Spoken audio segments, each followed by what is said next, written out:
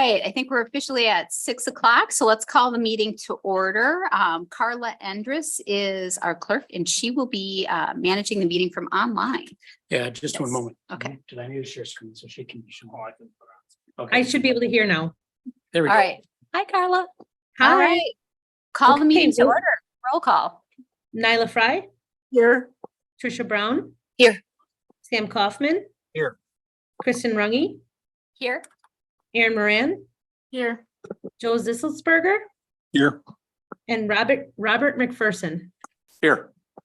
All right, confirmation of open meeting compliance. I can confirm that the draft agenda was published in the Waunakee Tribune on 8/18. The final agenda was posted in all 3 official posting locations on 8/16, and the final agenda and packet were made available online on 8/18.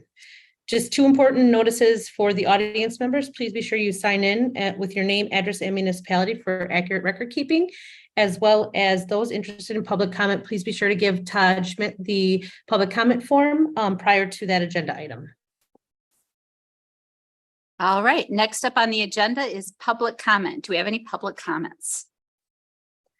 We do, and I'll read them in just the order that they were plopped on my desk. Also, for those who are attending remotely, I see a couple of people. If you have a public comment on an item either on or off the agenda, please click raise hand and we will call on you and allow you to speak virtually. First I have here is Mary Heimbecker, 306 West 3rd Street in Waunakee. I would note that public should be going to the microphone at the podium. There's a little button on the mic. Make sure that the light is green.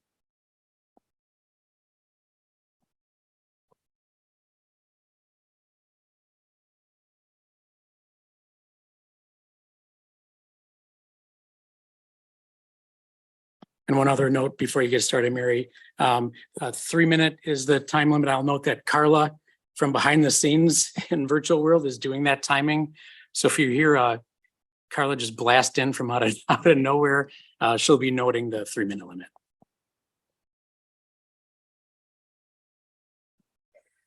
My name is Mary Heimbecker, 306 West 3rd Street, Waunakee. I'm here to discuss business items 4 and 5. I just want to say that I do not believe or agree that the village giving Kilkenny Farms any more TIF money, and would ask that any changes to TID number 6 be voted down. There are 2 new developments happening in the village right now that are progressing very nicely without any TID or TIF money being used. I would also like to remind the board, as I don't know if any of you were on when the discussions between Festival Foods and Hy-Vee were going on. But at that time, Don Turney proclaimed in the meetings that he would not seek TIF for the west side development of Kilkenny. And thus the side that's developing now, I think it's called Forward Development Group, has not taken any TIF then either when that happened. So, and that development is coming along quite nicely. There's a lot of new businesses up there and everything else. And as I said, I don't agree that we should be giving any more TIF money out. Thank you for your time.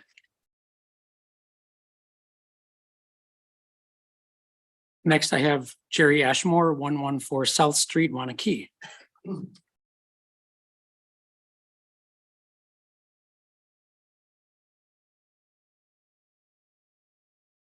Hi, I'd like to make 2 quick points about TIF incentives. Mary mentioned a couple years back, Hy-Vee and Festival Foods are both interested in coming to Waunakee. Both projects, as I understand it, initially contacted the village and were interested in TIF funds. Hy-Vee got onto agendas and was on the sort of track to be approved first. Festival Foods, apparently trying to get a leg up in the competition, suddenly decided they didn't need TIF money and made that known. And then the next meeting when Hy-Vee was coming to get more approvals and push the TIF forward, suddenly they decided they didn't need TIF money. And there was a very interesting comment made by the developer for the Hy-Vee project when he announced that they didn't need TIF money. He said the owner of the land had agreed to sell for a lower price.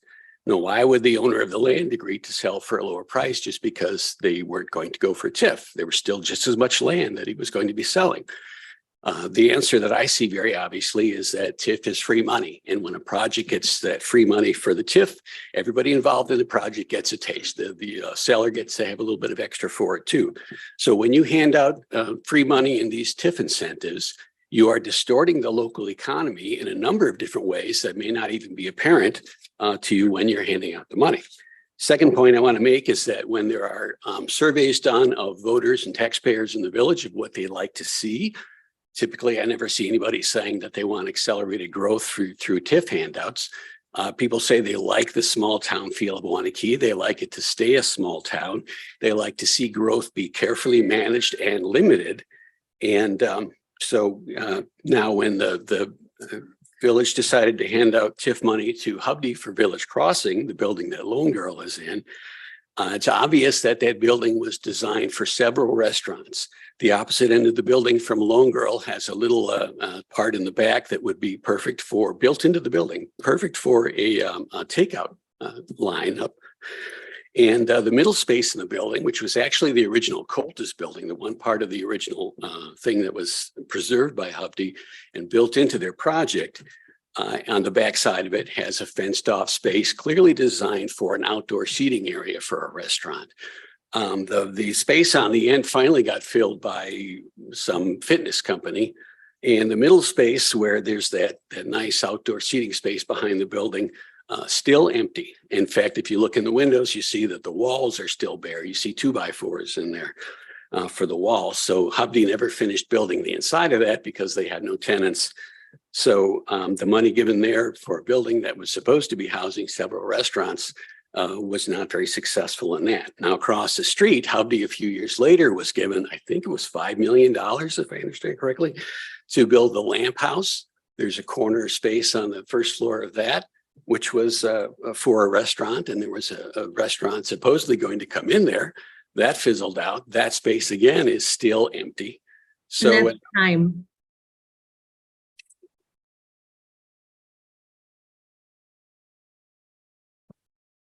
Linda Ashmore, 114 South Street, Waunakee.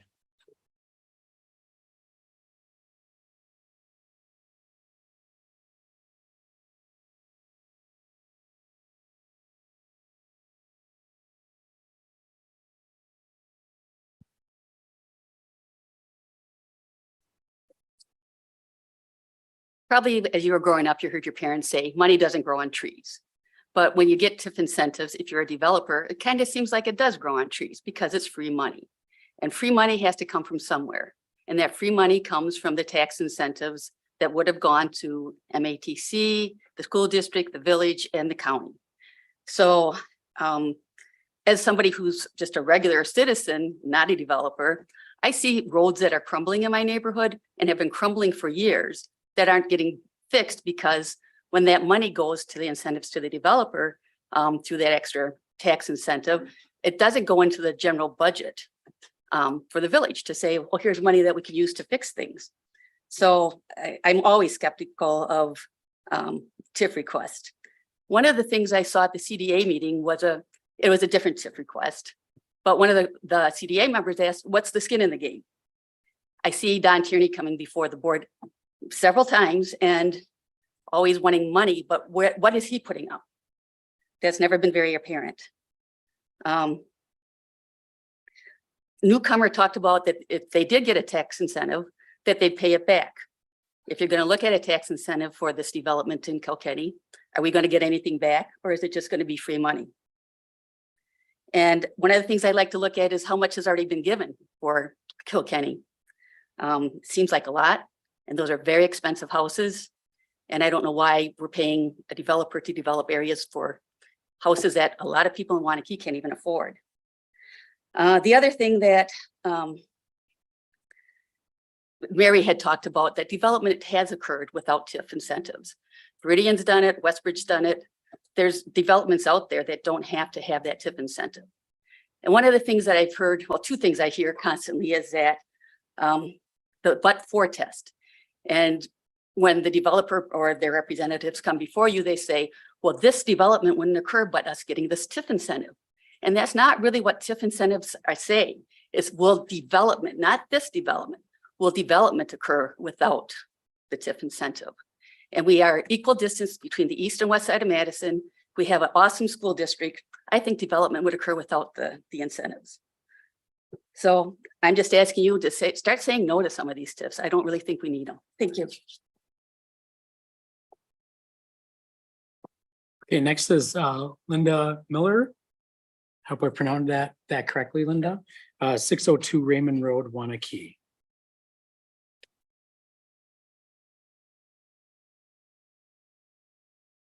I'm just speaking as neighbors who live on Raymond Road regarding the splash pad. Our feeling is Rip Park is better suited for a splash pad because there's more parking available at Rip Park. It's less utilized during the day. Centennial is our backyard, which is fine. We love the sound of baseballs and kids playing and all that. We're not opposed to that. But Rip Park is less utilized. It would be a better spot for that. Rip Park has established tree sound barriers in place. And I think the splash pad would be greater distance from those current homes' backyards. The concerns I have for the Centennial site is it's the increased costs. I heard that they would want to move the playground equipment to the north side. I believe that would be north. Increased cost to move the current play structures. And I know that was a huge expense to put them in. I don't remember how many years ago, 6, 8 years ago. So I don't see that we should incur that extra cost to move it. Concerned with increased cars parking on the Raymond Road street. It's already somewhat dangerous. There's that curve there, and it was poor design in the first place on a curve to have a pedestrian crosswalk to the easement to the park. So it's dangerous. And then if we have increased traffic, I'm really concerned about that. We even trimmed a tree up because of bikers and, all coming in on that corner. It's nerve-wracking. Centennial is highly used with softball games. The lights are on. At least till 10 o'clock at night. We have that in our backyard. Sometimes I don't know who's responsible for shutting them off, but they're on till midnight, 1 o'clock, which is fine. But we're like, one other thing, do we need that? There's soccer games, practices, basketball, tennis, pickleball. It's utilized. That's great. Centennial is already consumed with Waunakee for a solid week, which again, we like, but it's a solid week. It's noise, it's litter, it's people, it's music, it's, let's share a little bit. Centennial, let's see. And it'd be nice to spread it out in the community a little bit. I know RIP is also utilized for the volleyball, but again, it's not as heavily trafficked. And lastly, we donated 3 large pine trees that were placed in Centennial because of ATC easement that they made us remove 8 of them, and we didn't want them all just ground up. So we worked with the village and had them moved to the park. And we'd like to see all the trees stay, all the hardwoods that have been planted in the last few years too. So It's time.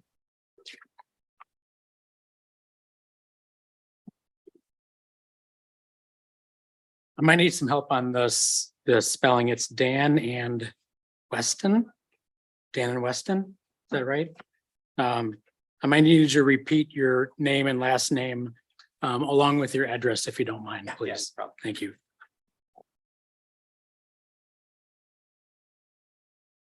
Oh, green light. Dan and Weston Hannon, 6735 Wigner's Vineyard Trail in the town of Bristol. And we're here in support of Kilkenny Farms and the amendment to the TID.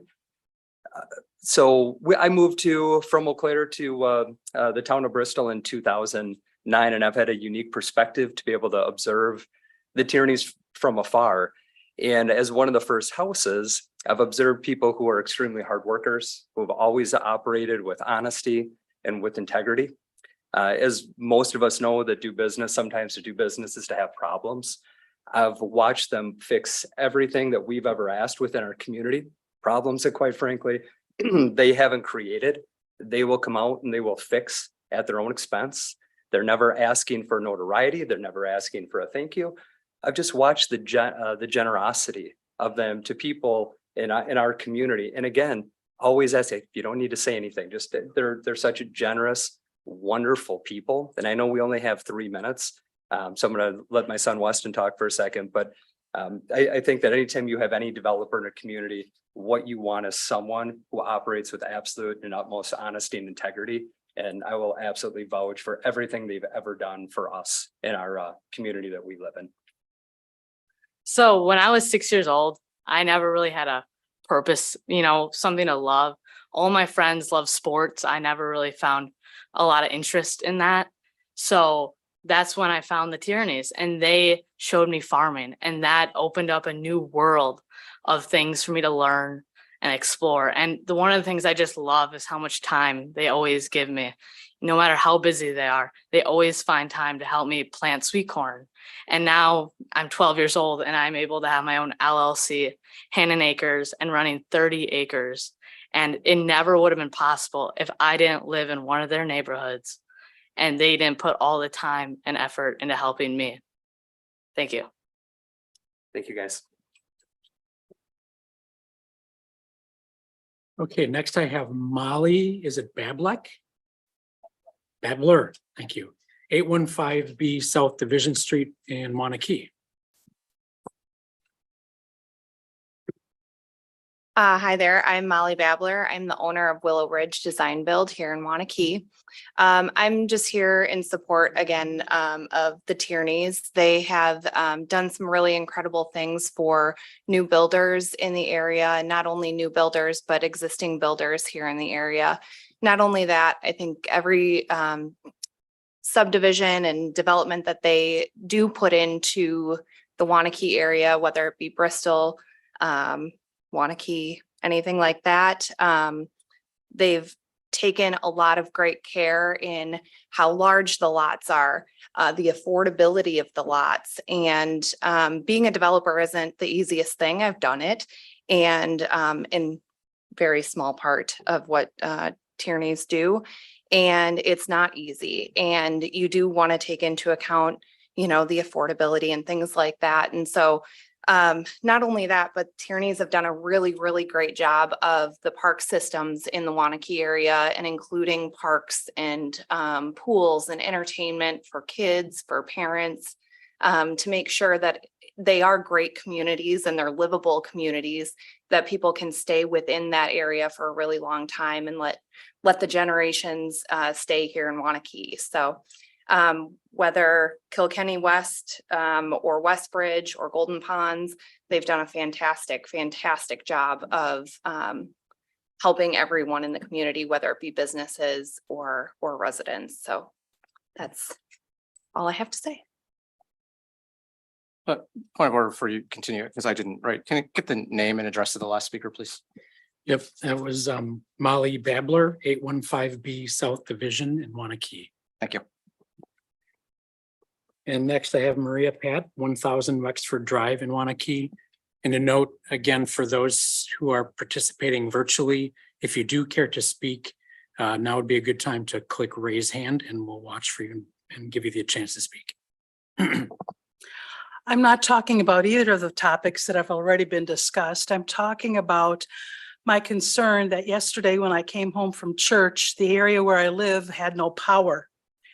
And when I called 4111, that was the non-emergency utility line. Outgoing message was choose 1 for this, 2 for that, 3, 4 if this is regarding an emergency or you want to report something. So I hit the 3, got nothing but beep, beep, beep, beep. So I thought, okay, I'll call the emergency number.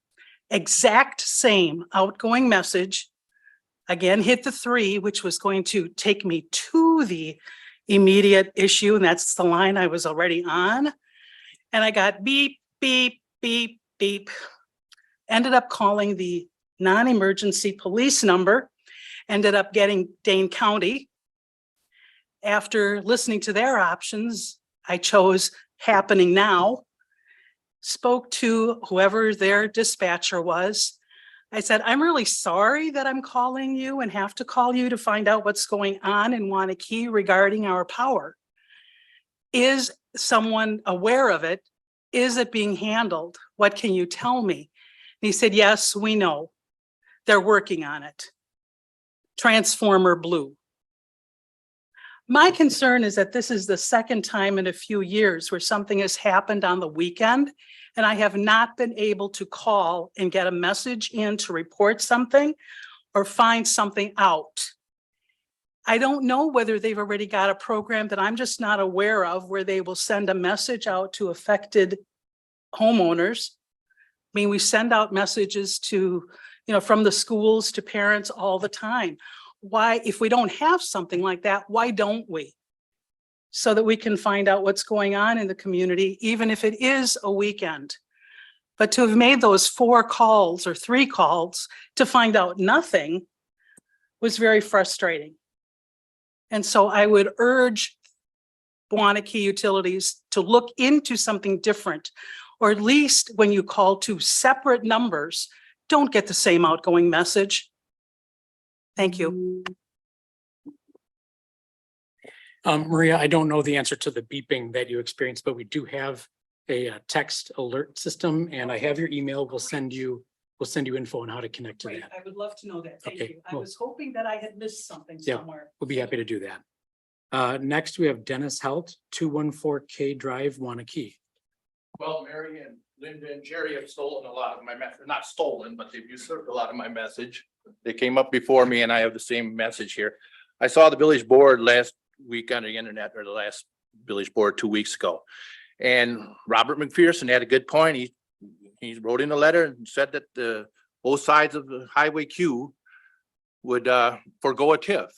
And that was about 4 years ago. A couple of you were on the board. Okay. I've heard of the but-for requirement. I envision like a TID in a rundown area, maybe the factory closed and it's drug ridden or something, but that's not this Tierney district. Okay. This is a very valuable section next to schools and at major intersection. It might even have a view of the Capitol. I don't know, depending on how he levels it out or whatever. But so what they say inside of there is infrastructure costs have risen significantly in the agenda packet in the past, which may inhibit the construction of the planned development in the manner that it is currently designed. Well, there's inflation. Everybody deals with inflation. I don't think that should be a reason why a TID should be offered. And I wondered, some of it says also we want to put in sewers, water, utilities, and asking for the TID money to cover. Now, am I wrong about this? But $3.43 million on page 74 of the packet. And isn't that usually what a developer covers when the land is valuable and we don't need this TIF? Also, and I don't mean to pick on you, Kristen Runge, but I'm going to have to disagree with you on the last meeting. You said every developer should have a fair TID process. So I disagree, and not that they shouldn't be treated fairly. I'm not saying that, but that they should, that it's not about them. It's about what does the village need and what is good for the taxpayers. So that's how we should decide that. And also, and I'm not here to bash you. I'm just disagreeing again. You said, let me see what this says here. I cannot see holding future developments hostage until the current owner of the lot that was supposed to be a grocery store makes good on their business plan. Well, I don't see how no votes holds anybody hostage. It just says, we don't want to support you. You can build, we just don't want to support you on it. Okay, and Tricia Braun, I said, you said commercial property is extra burden and it's set to higher standards. Well, doesn't that get covered when they get a higher improved value on the property? And I'm not bashing on people again, I'm just disagreeing. How can going through with a process and bringing in a consultant add to the picture? I don't think so. I vote no. I would vote no. Also, I'm disheartened that the previous board, this isn't you people. And that's time. 324 acres in this megalopolis now. Okay, the last written slip is from Jennifer Emberson. I believe she dropped it off and was unable to stay with Acre Builders, 331 East Main Street, Waunakee, and only a note that she supports the Kilkenny West item on the agenda. And last call then, at least for those who are attending virtually, to raise your hand now. I don't know, Kristen, if you wanted to see if others in the audience had interest in comments. Does anyone else have interest in comments? No? All right, public comment appears to be closed. Next item on, let me navigate back to my agenda. I was making some notes here. Next item on the agenda is the consent agenda. Do we have any changes or comments or anything pulled from the consent agenda? I'll move to approve the consent agenda. Second. All right, any discussion? See none, all in favor? Aye. Opposed? Motion carries. I'm abstaining since I wasn't here. Oh, Sorry. thank you. Abstentions. Thank you very much, Robert, for noting that. Reports. So first up for reports, library board. That's me. We met last Friday morning and the library on Thursday had their end of summer party. Summer reading programs for all ages wrapped up. The theme was Find Your Voice. And post Labor Day, the Sunday hours will return. Library is doing well. And if you haven't been there yet, you should go to the library. Excellent. Excellent. Next up is Police Commission. I'm going to note that the Police Commission does not have a representative from the Board of Trustees. It did meet, and I believe they were discussing interviews for positions, although I cannot verify that. Next up, Joint Review Board. Joint Review Board was formed and elected Jack Heineman as chair for the purpose of reviewing TID 9 or the extension to TID 9. And the upcoming meetings will be published in, I think we're meeting in September again, is it? I'm drawing a blank on the date. Correct. September 21st is the scheduled meeting. 21st. All right. Community Development Authority met, and it met to hear also about the extension to possible extension to TID number 9. In addition to that, we had a closed session discussion of the possible acquisition of downtown parcels for co-development and recommendation to the village board. Next up for committee reports, navigating back to that, is Create Waunakee. Also me. We met 2 weeks ago. We have some exciting events. Well, last week we had the chalk walk we helped the village center with, and then Thursday was the dedication of the Waunakee Wings mural. We had a block party, which is on the side of Waunabike. So a beautiful mural in honor of those that have gone too soon. So thanks to Michelle Coleman and everyone involved in that. September 16th, 17th is the Art on Main auction. I think that weekend, last day of Oktoberfest. So Sunday, if you have not seen the Art on Mains at the depot, start viewing them so you can bid in September. Excellent. And if you haven't been downtown to see the butterfly mural, I urge you to go downtown. It's very moving. It's a wonderful project and glad to see that come online. Other committee boards, commissions. I will say EMS did meet, and I substituted for Robert at the meeting. We had a good discussion about possible changes to the EMS agreement, as well as a discussion of budget and a negotiation over the contract with the union. So very good meeting altogether. Any other committees, boards, commissions? No. All right, on to the next item. Business item number 1, discuss and take action on assessment contract with associated appraisal. Renee and I might work together on this, but the finance committee has met twice on the subject of our appraisal contract and has made a recommendation to the commission, or to the village board for you to consider. I'm going to do a couple things. One is share my screen so you can view that the proposal that was reviewed or that was recommended by the finance committee. So multitasking, here we go.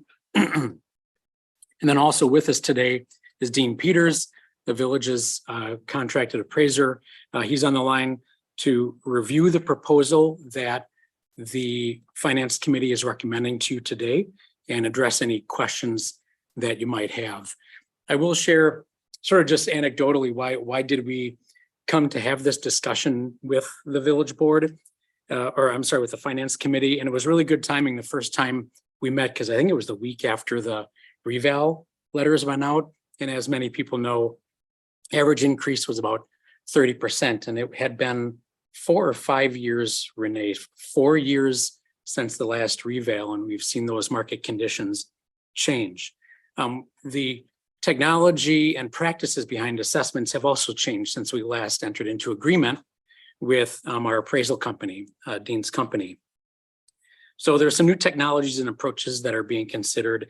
The one reality that we have found under our current process is when a reval is out of sight, out of mind for 4 or 5 years, and then a 1 year jump, 30-something% is experienced, can be a sticker shock of sorts to the valuation of a property and catch people off guard. Now, admittedly, that doesn't translate into tax rate apples and apples type change, but that is certainly a more startling change than maybe a more frequent adjustment on a shorter increment to buffer out the large change. So 5 different alternatives to accomplishing that were presented by Dean. And I think, Dean, what I'd like you to do is introduce yourself. And then if you could outline the proposal that the finance committee recommended and how it would work in relation to what we do currently. And I guess I would ask Kristen if that's acceptable to you. That would be great. Okay. Yeah. Thanks. Well, good evening, Village Board. Can everybody hear me okay? Yep. Great, thank you. Okay, well, as Todd explained, what the village was looking for was to have more frequent updates to market conditions in order to avoid the large jumps that can happen after you wait 4 or 5 years between reassessments. The typical scope of work that smaller municipalities have is they will do what they call maintenance assessment work, which means we do all the work that we need to do as the assessor annually, but we do not update for market conditions. That's the lowest cost option. And you ride that out 3, 4, 5 years, and then eventually you have a market update or a revaluation. And that's the lowest cost option traditionally for assessment work. And that's what's shown on the very top of this chart, correct, Dean? Yes, correct. Annual maintenance, it's called. And so if you want to reassess every year, I mean, you could reassess every single year the way City of Madison does, for example. But that's a much more expensive proposition, a lot more work for the assessor, a lot more, contacting property owners every year by mail that your assessment is changing. We do work like that for some other smaller municipalities in Dane County, but we tend to get complaints from property owners. Hey, you're bothering us every single year, and why do you have to reassess every year? Can you give us a break? And so the option that I liked of all them that were presented here was the option to do a market update every other year, which would be in 2025 and 2027. And then in 24, 26, and 28, we would simply do maintenance work where we reassess the new houses, new parcels that get added to the assessment roll, analyze the sales, and so on. And this way we're updating market values much more frequently, but we're not necessarily bothering every property owner every year with a reassessment. And that was still a relatively cost-effective option, and that was ultimately the option that the Finance Committee is recommending for tonight. All right. Thank you very much, Dean. What questions or comments do we have? Any?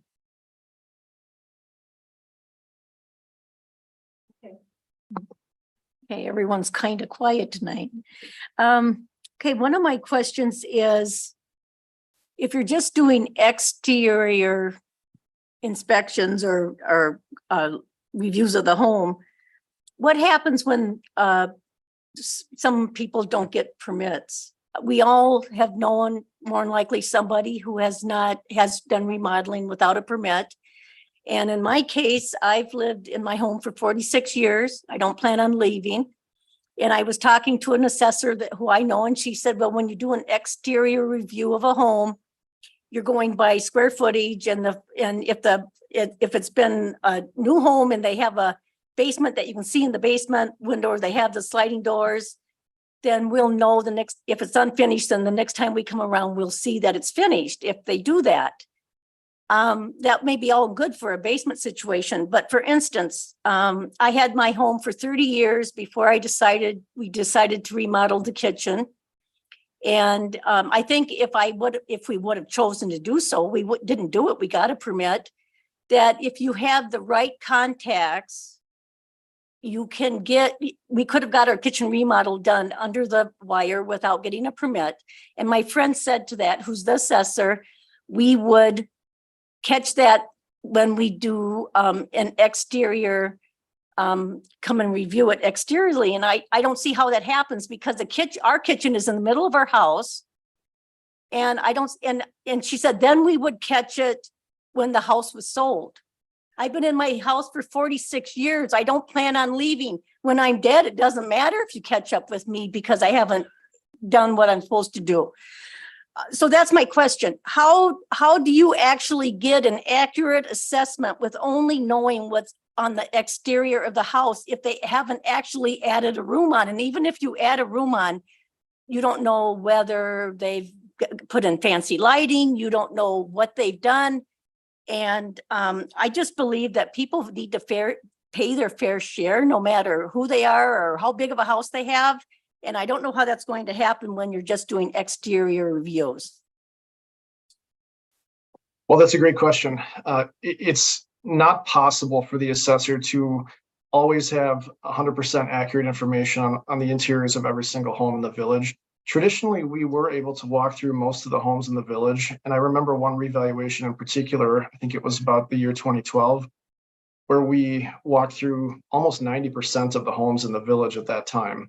And so we were able to collect as much information as possible about the interior conditions, updating and so on, whether or not it was done through a building permit. Of course, we do get access to the building permits, but I think the question here is for the property owners who do remodeling without building permits. The law has since changed. About 6 or 7 years ago, the state Supreme Court ruled that property owners, basically there's no repercussion for a property owner to refuse to allow the assessor to view the interior of the home. It used to be that if you refused to allow the assessor to view your home, that you would lose your appeal rights to contest that assessment. And that whole, I guess that whole system was taken away from us. And so there's no incentive really that we have anymore to incentivize property owners to let the assessor view the home or to have any leverage to that effect. And then on top of that, we've had the COVID-19 pandemic, which happened, which I think changed the attitudes of a lot of homeowners as to who they're going to allow into their house that they don't know. And we have found in the last few years that when we do interior revaluations, full revaluations, that we have only been getting a response from somewhere between 25 and 40% of property owners to allow us to come into the homes. And I think these are the folks who are trying to cooperate and act in good faith and so on. And these are the property owners whose improvements we're finding. And I think a lot of municipalities have come to the conclusion that, if you're only going to find, the improvements from the people who are cooperating, then it really isn't fair to everybody at that point. And so municipalities have been, saying, well, if this whole interior inspection system is sort of punishing those who cooperate and allow the assessor to view the homes and let everybody else get away with not being assessed for what they have, then the best way to level the playing field is just to consider exterior only. Now, we do obviously follow up with building permits and so on, but there's no way for the assessor in any practical fashion to catch every single improvement that's done. And that's just unfortunately the reality. So we're trying to do the best job we can using whichever methodology is the most fair. Thank you for that answer. And I have another question pertaining to making appointments to go into people's homes. Do you have a flexible schedule with different hours? Because many people, you have both people in the household who are working and they're not home during the day for usual office hours for someone to come into their homes. And I don't know how flexible you are with that, and if that could be part of the issue of not getting into homes. Another great question. We have been allowing several different days of the week over a period of time of several weeks, depending on the scope of the project. And at least one night a week, we allow for evening appointments. And we usually have 4 to 6 staff members working any given day. So we have 4 to 6 appointment schedules that go up until 6 p.m. for interior inspection appointments. So we are making an effort to accommodate those who are unavailable during business hours. That being said, we've found more and more people are working from home these days and are happy to have us come through in the daytime as well. So I don't perceive that there's really any issue. We haven't had property owners calling and saying, hey, there's no appointment schedule that you have or no appointment slot that you have available that works for us. That's not a problem that we've really seen. Thank you. So would it be your opinion that even if you had the ability to schedule, sorry, my mic's not on. Even if we had the ability to schedule it at any point in time, you'd still see only that 20 to 40% uptake rate for in-person inspections or interior inspections? That's our experience, yes. Okay, thank you.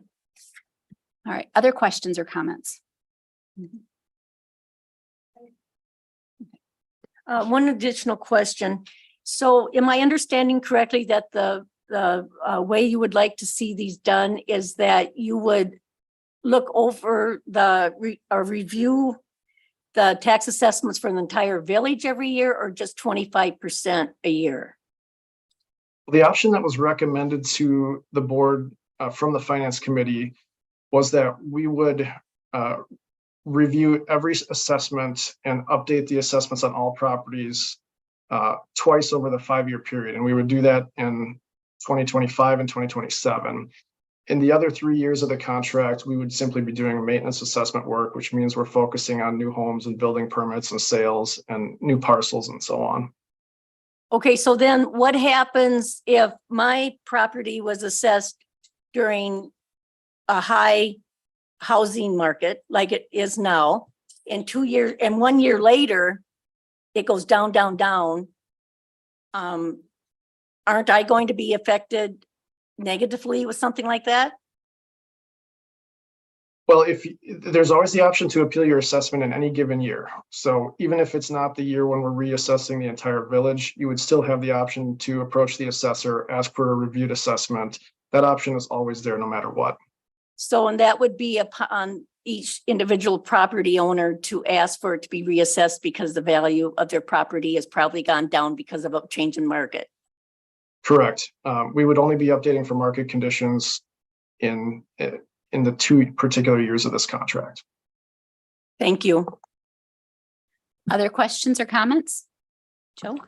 Yeah, Dean, it's my understanding that there's sort of a margin of error that you're allowed. Can you speak to that? Well, there's such a thing as compliance with the Department of Revenues. There's a state law that says assessments have to be at least within 10% of market value once in every 5-year period. And so there's sort of this 10% guideline that assessments are supposed to fit into that range. And if they fall outside of that range, the clock starts ticking that the state may step in and require a reassessment. But that's the only thing I can think of in terms of an acceptable margin. Okay, thank you. Other comments? For Renee, so for the benefit of everyone here, this is kind of a little bit cheaper or revenue neutral compared to what we have with our current contract, correct? It is, well, what we have on the current contract is on the top there, the annual maintenance, and then we would still have to do interim market updates periodically. So it is pretty similar to what we are doing now. It's a little bit more because we would be having 2 guaranteed interim market updates, but it's pretty much in line with that. But we would no longer be doing the thing where we're setting aside a little bit of money Correct. each Yes, year. that's a to good do the point. one So big every payment. year, right now, we're budgeting a bit to set aside money for that 4th or 5th year to do the interim market update. And this would be smooth across, it would be the 80,000 across the 5 years. And I did look up, we do have currently, we have some money in that set aside funds that we could use to sort of ease this in a little bit into our budget as well, because we haven't used all that set aside money.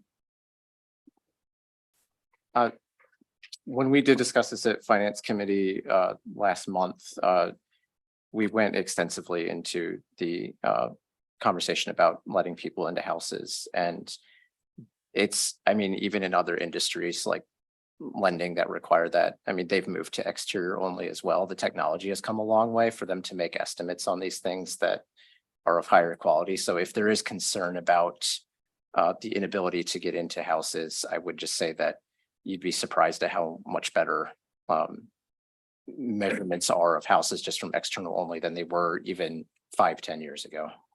COVID really accelerated the development of that, I would guess. Yes, yeah. I haven't gone as far as the board of review before because, but years ago, quite a few years ago, I knew I was going to be having a kitchen remodel done and I felt we were being assessed too high before that. So I had a realtor come in and do a fair market value analysis at that time. And then after the kitchen was done, because it was going to be an appraisal year, I had a fair market analysis done again by a different realtor, and it came out to be the same difference. And so there was expense there to get those analyses done.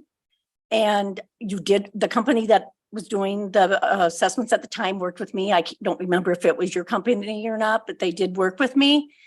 But it does cost money to get those fair market analysis done. And would you accept that as proof of what you're trying to say, or would they have to get an actual appraisal to come to you? Well, we don't ask property owners to have to spend money to, to have their own independent appraisals done. I think we're very reasonable people. We've, I think a big part of this is explaining to the homeowner how we arrived at the value and why it's fair and which comparable homes we've used and so on. We've got a great track record of doing that very successfully. And in very small number of cases, we run into where we just can't come to an agreement, the assessor and the property owner. That's what the board of review is for, where each side brings in their evidence and the board listens and tries to make a decision as to who they think is correct with the valuation. And so we're very open-minded to listening to whatever evidence there might be out there. Perhaps it's an existing appraisal that was done for financing or for some other reason. Otherwise, property owners tend to know their homes better than we do. So if there's anything that we might not be considering that would affect the value of the property, perhaps the cost of remodeling or the layout of the home or something going on in the neighborhood, anything that we can think of, we're willing to consider anything that affects the value of the property. But we generally don't ask for the property owners to have to spend money in order to defend or approach us with a request for a review. Thank you. Property taxes and assessments are probably one of the most stressful points in a homeowner's, yearly existence. And I want to pass on from the Finance Committee that both of the Board of Review members that sit on the Finance Committee had wonderful things to say about the speed with which you addressed individual questions, that you worked case by case with folks, as well as the village staff did an outstanding job of fielding calls and fielding questions. And I'm probably going to get the number wrong, but was it that you had, after all of the angst we collectively had over our assessments, some of which went up on, I think they went up an average of 30%. You had five cases come before the Board of Review, which I think is really, as our Finance Committee members said, a testament to the work that your organization did and the work that the village staff did in addressing concerns. Any other questions? If not, do we have a motion? I'd be happy to make a motion. I move that we adopt the Finance Committee's recommendation to award the contract to Associated Appraisal for annual maintenance plus 2 IMU reevaluations for the next 5 years for the period of 2024 through 2028 for a total cost of $400,000. Did I say that too fast? It's not written down as a recommended motion. Second. So, all right. Any discussion?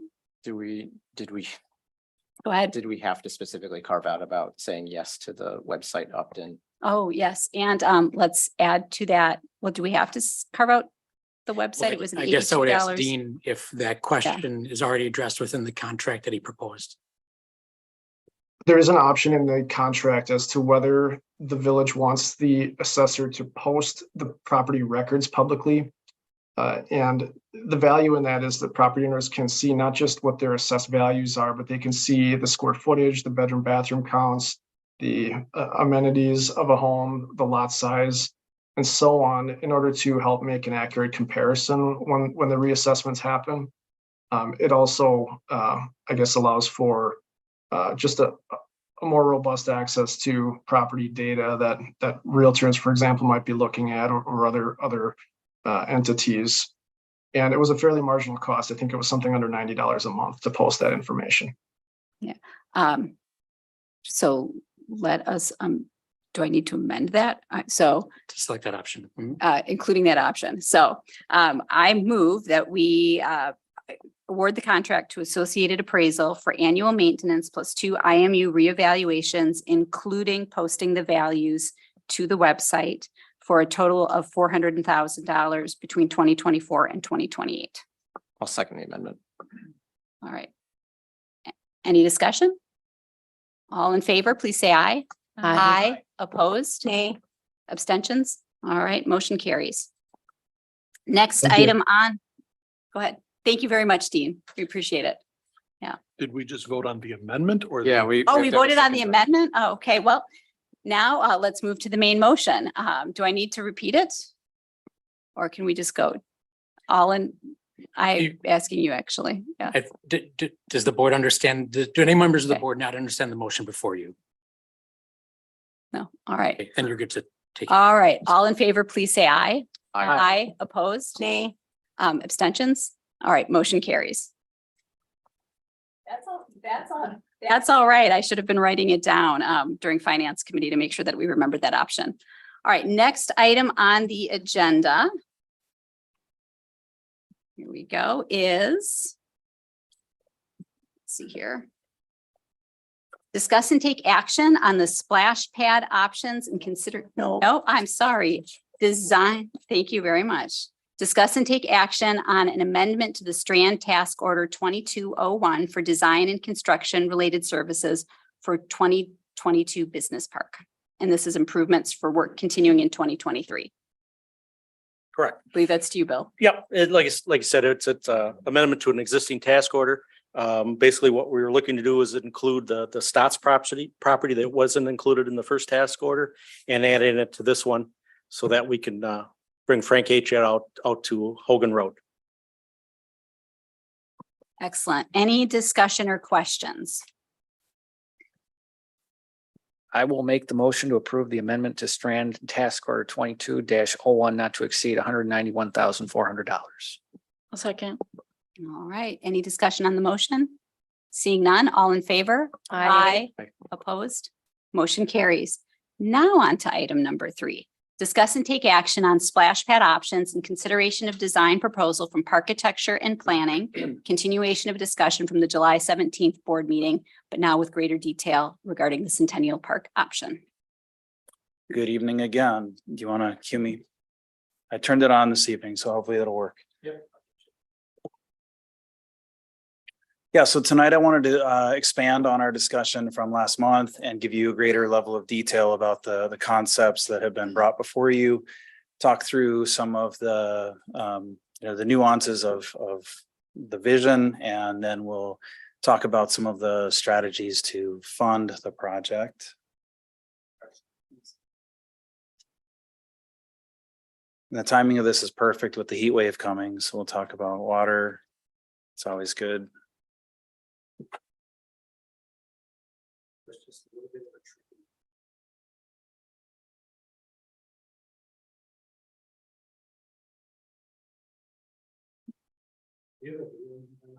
No video. No.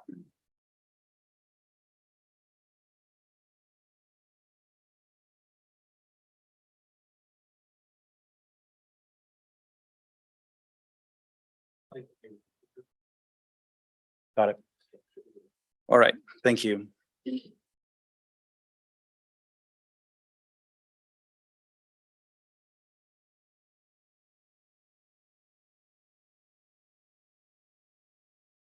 How much of a delay is slight, Todd? Oh, there we go. Okay. Back and forth. Yep. Perfect. All right, so I wanted to rewind our steps from last meeting.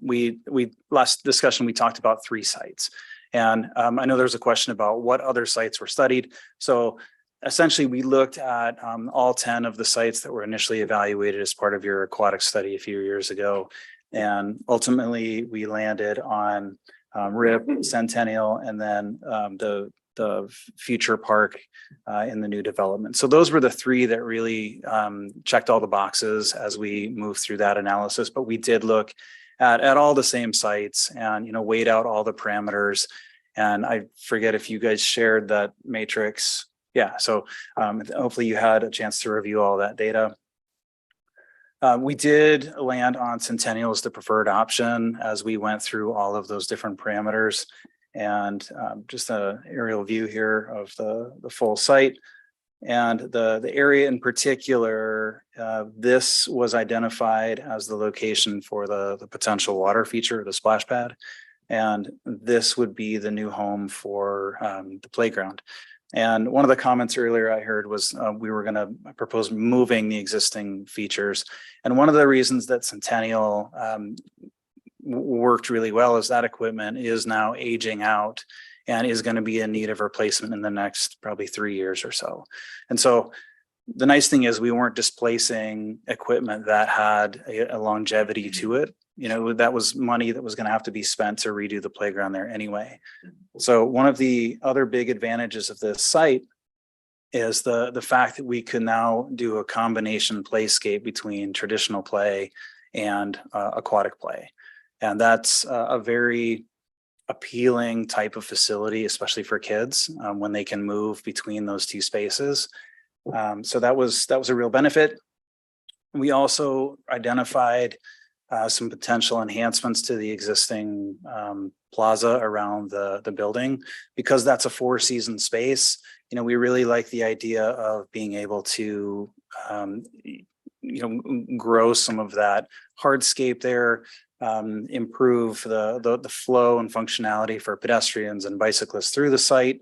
And one of the other big things about Centennial is all of the infrastructure we needed in terms of water and drainage facilities, electrical, it's all right there.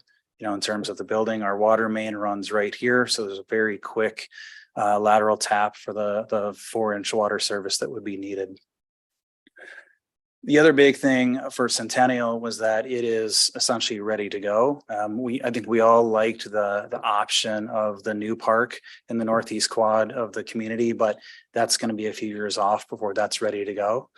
So I think this really, again, checked all the boxes that we were looking for in terms of our initial analysis.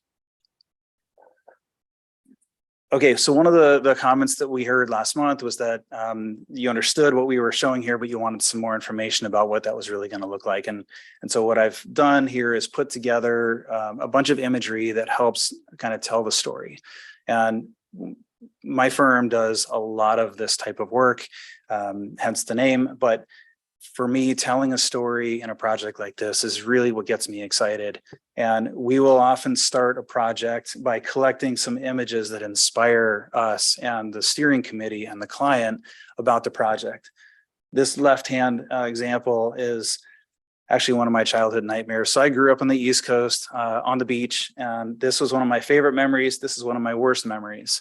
And so I combined those 2 things into a splash pad in another community here in Wisconsin. So you can see the large tentacles of my nemesis and the kites of my fond memories. So being able to pull images, in our discovery phase and visioning phase with you, and then bring those stories to life is really, really fun, especially when we're doing combination wet and dry play. So this one you can probably guess is actually in Baraboo, right? Sorry to ruin that for you if you were in suspense. But some of the things that I wanted to show you, lots of decisions to be made during the design process, but some of the things that we look for, what is the scale? Are we doing big, vertical, colorful features? Are we doing more subdued ground plane and, different, the water coming up instead of coming down? So lots of fun decisions to be made there. we're seeing a lot of people asking for the dumping buckets and the big impact coming down. And when my kids were little, they wanted nothing to do with that part. And all they wanted to do was play in the lower zones. But now as they've grown older, it's fun to see them evolve with the sense of discovery. And again, that to me, that's one of the great things about a splash pad is you can watch a child sort of grow with it as they get more and more comfortable with the sensory of the water.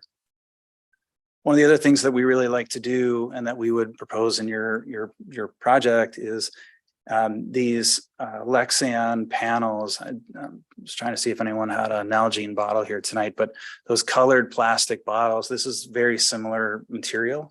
And as the sun moves through the sky, it casts colored shadows along the ground plane.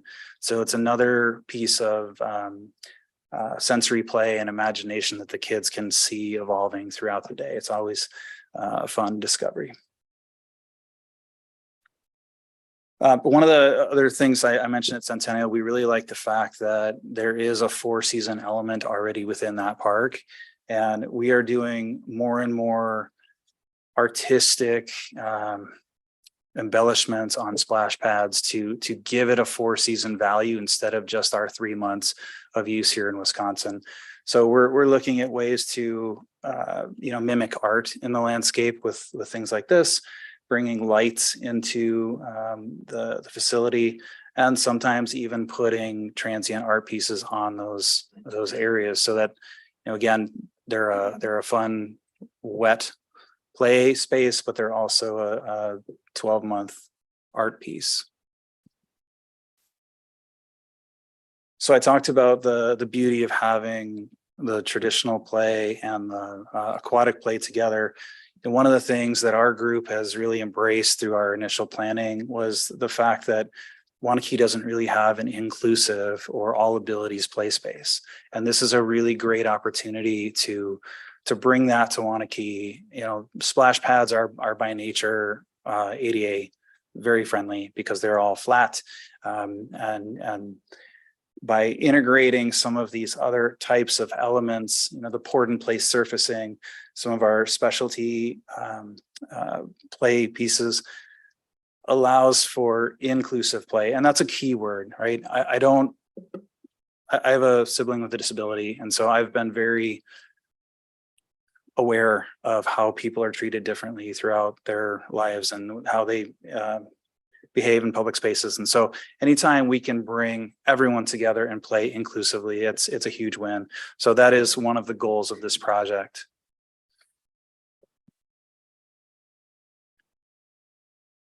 I was doing so well.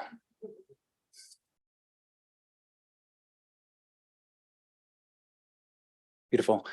So other elements that you would traditionally find in an inclusive play space, you can see some of the ramping here, some of the more specialty pieces, again, ramping. Anytime you can get someone with a mobility impairment up to a higher level on a structure, it's a real wow factor. In so many of the older playscapes around the state and the country, it's very segregated in where people can play. And so we're going to overcome those boundaries through this project. I'm a big fan of color in play spaces and topography. Centennial offers a great opportunity, kind of building into that hillside, maintaining the existing berms that are there, but using them as enhancements and accents. So we're not proposing something this grand. This is a major play space, but again, bringing little pops of color into the play space, these little mounds of topography are really great ways to introduce some of those variations. So I mentioned topography. I really like building into hillsides, creating artificial landforms in our play spaces. And I think Centennial really gives us a great opportunity to do that. And one of the other elements that I like is that by moving some of the earth and creating our flat spaces in Centennial, our hope is to use some of that earth on site to help build some more berms and screening. You know, I know that there are some concerns and questions from some of the neighbors about sound travel and activity. So I think part of our strategy is going to be to, you know, enhance the landscape element within the park to try and to quell some of those concerns. So surfacing types is another decision that we can evaluate and decide on throughout the process. You know, Port in Place is a great surface. Artificial turf has become more and more popular in play spaces, and we're oftentimes doing hybrids of turf and PIP. So both of them are highly inclusive and ADA accessible. So I think we need to, you know, open our imaginations and find the right combination of those materials and fit our site the best. On the concept plan, we had shown some shade opportunities, and what that looks like, we don't know yet. You know, this is a very high level concept at this point, but I imagine that there's opportunity for something a little bit more creative than just a square structure. So again, you know, shade is an easy way to stimulate one's imagination and really create that story in your project. So how's my more coming along? Is it more than it was? Yeah. All right. Lighting is another one that we're looking at here. And I mentioned that little plaza expansion and the 4-season aspect. You know, I think having subtle spaces like this tied into that existing building is a great opportunity we'd like to explore. You know, there's all sorts of things you can do. These are a bit over the top, but lots of ways to be creative in the space and bring some life to that otherwise kind of dull space at the moment. So again, bringing topography in, I am a huge fan of integrating landscape elements into play spaces. I think blending the man-made play space with nature is a real big asset. So I would like to see that happen at Centennial. My plan is to maintain all of those existing trees that hug kind of the north and east side of that space. You know, those big Austrian pines are nice, so I'd like to keep them. And if we can bring in, again, more tree opportunities, maybe create some artificial berms here and some terracing into those hillsides, I think that would be a nice element. Okay, I wanted to touch a little bit on the schedule. I know we talked about this briefly last month, but this is a perfect scenario. We don't have another COVID or some sort of crazy world experience. So if we were to start the detailed design process in September, we'd be looking at a bidding window in February, which would then set you up for construction in the summer months of 24. So we envision this to be, you know, 4 to 5 months of construction. I think we may be able to compress that a little bit. One of the nice things about projects like this is you can actually pre-order some of the long lead times, like the playground equipment or the splash pad equipment, so that you're not waiting on those elements to show up after a contractor has been on board. We found in terms of pricing, the longer and more flexibility we can give a contractor in that construction window, the better results we get in our bid pricing. So we'd like to explore that with you guys and see, you know, what the best scenario is going to be.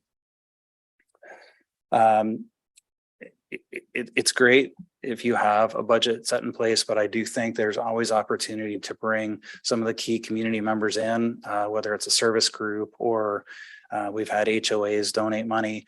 And you know, all those supplemental funds can you know help pay for some of the frosting on a project. So something to explore.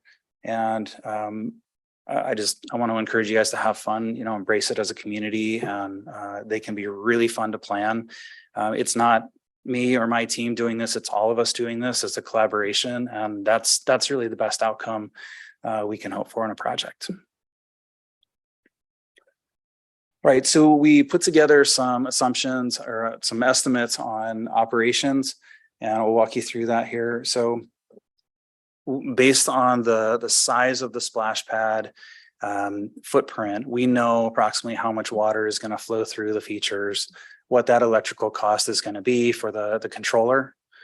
And then we do have some staffing assumptions put together. So on an annual basis, we're looking somewhere between 11 and 13,000 with those three elements wrapped up. To open the pad in the spring, it will require a little bit of time to get out, open the valves, get the cobwebs off the manifold and the valving, turn our water on and balance the system. And that's usually done in a day, maybe a day and a half of time. Winterization is about the same time commitment. That's when we turn off the water, we drain down the lines, we run our compressor to make sure all the water's out of the piping, and then we put it to bed. I would encourage you to schedule a semi-annual maintenance cycle to make sure that all the solenoid valves are not getting gummed up and sticking. Just do some regular housekeeping. We've certainly had some communities we've worked with not do anything for a decade, and then they're faced with a full manifold rebuild. So that's one approach, not the approach that we would prefer to see, but it's a pretty minimal investment on a semi-annual basis. One of the questions that we had last month was, how long do these facilities last? When do we have to turn them over? And they're very similar to a traditional playground. You can estimate 25 to 30 years before you're looking at a full overhaul on a system. And playgrounds, most communities will push those windows a little bit. You've probably seen playgrounds that are 40 years old and they look very, very tired. Oftentimes the codes change several times within those windows, and so you're out of compliance even though you're still operating a facility.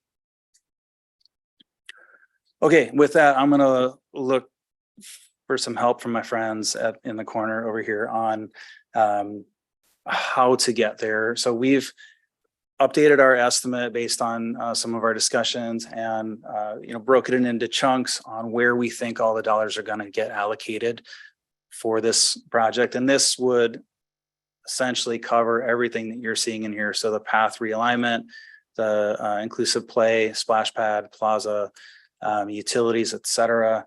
So we're somewhere in this neighborhood for total cost of construction. That's great, Blake. How do we get there? So this is where I need some help. So I picked the number right in the middle of that range on the previous slide, 1.9. And we've been working on some of the potential sources that we know are available. So that brings us to somewhere shy of what we think it's going to take to do. And so we've looked at, what are our options to get there to fill the missing nut there on the budget. Either of you guys want to comment or expand on that?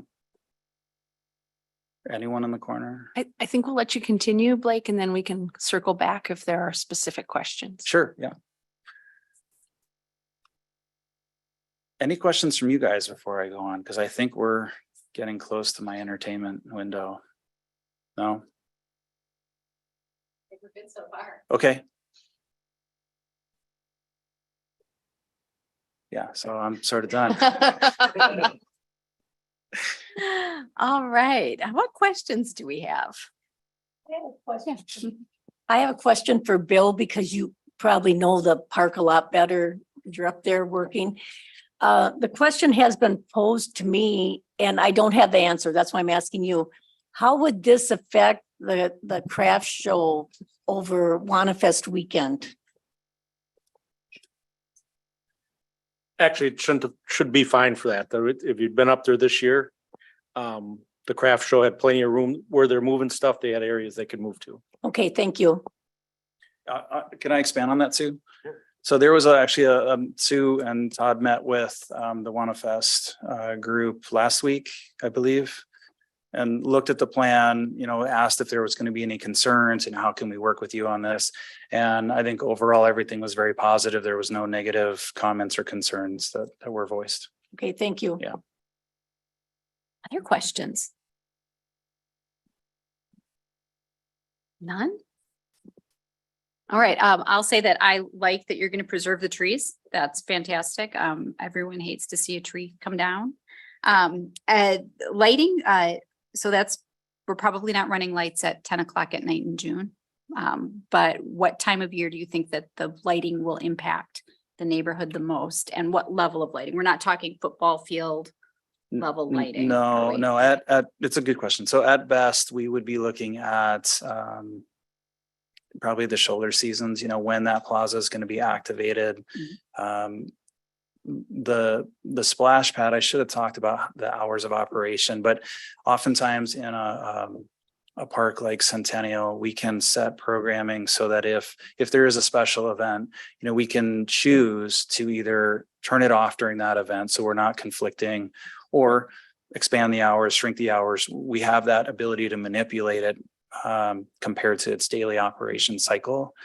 In terms of the lighting, you know, I think it would all be subtle. You know, I showed you the catenary, the string lights. I think that's the vision. We might have a few light poles around that plaza expansion, but they would all be very low level, full cutoff fixtures, so there'd be no light trespass. I think the idea is just to provide a little ambiance and, you know, allow for some additional programming opportunities near the shelter. So what are the typical hours of operation? Like, when could we expect it to close down? I don't know that anybody's concerned at 7 a.m. in the morning. No. But So if you remember, I kind of got into a 101 last month and I talked about the gallons per day we had to meet. So what we'll do is we'll look at how many gallons per minute all of our features will flow. And then we will sort of work with staff to back into what are our hours of operation to get that magic number, you know, right below our threshold. And so oftentimes we'll see 11 to 7, you know, somewhere in there. And the other thing about Centennial is we know that the evenings are programmed, you know, with the diamonds. And so we would probably factor that in so that we're not having an influx of people at the same time. We'll try and stagger uses throughout the day and the week. all right, other questions? I just, I was not here on the July 17th meeting, so didn't have the benefit of this. This is very helpful, exciting, actually. One of the questions when it came to the construction timeline, I'm just thinking if there was a way. I appreciate the thought of, you know, getting some better pricing with some flexibility. But if it could be accelerated so that, for example, this time next year, there'd be a splash pad for kids to go to on 100-degree August day, I think would be something to think about. I think just commenting on the park location, and I get there's never going to be an absolute perfect place to locate something like this. So I think I'm aligned with the board's focus on Centennial just for the neighborhood and the concentration of kids that would likely be using this in a short walking distance.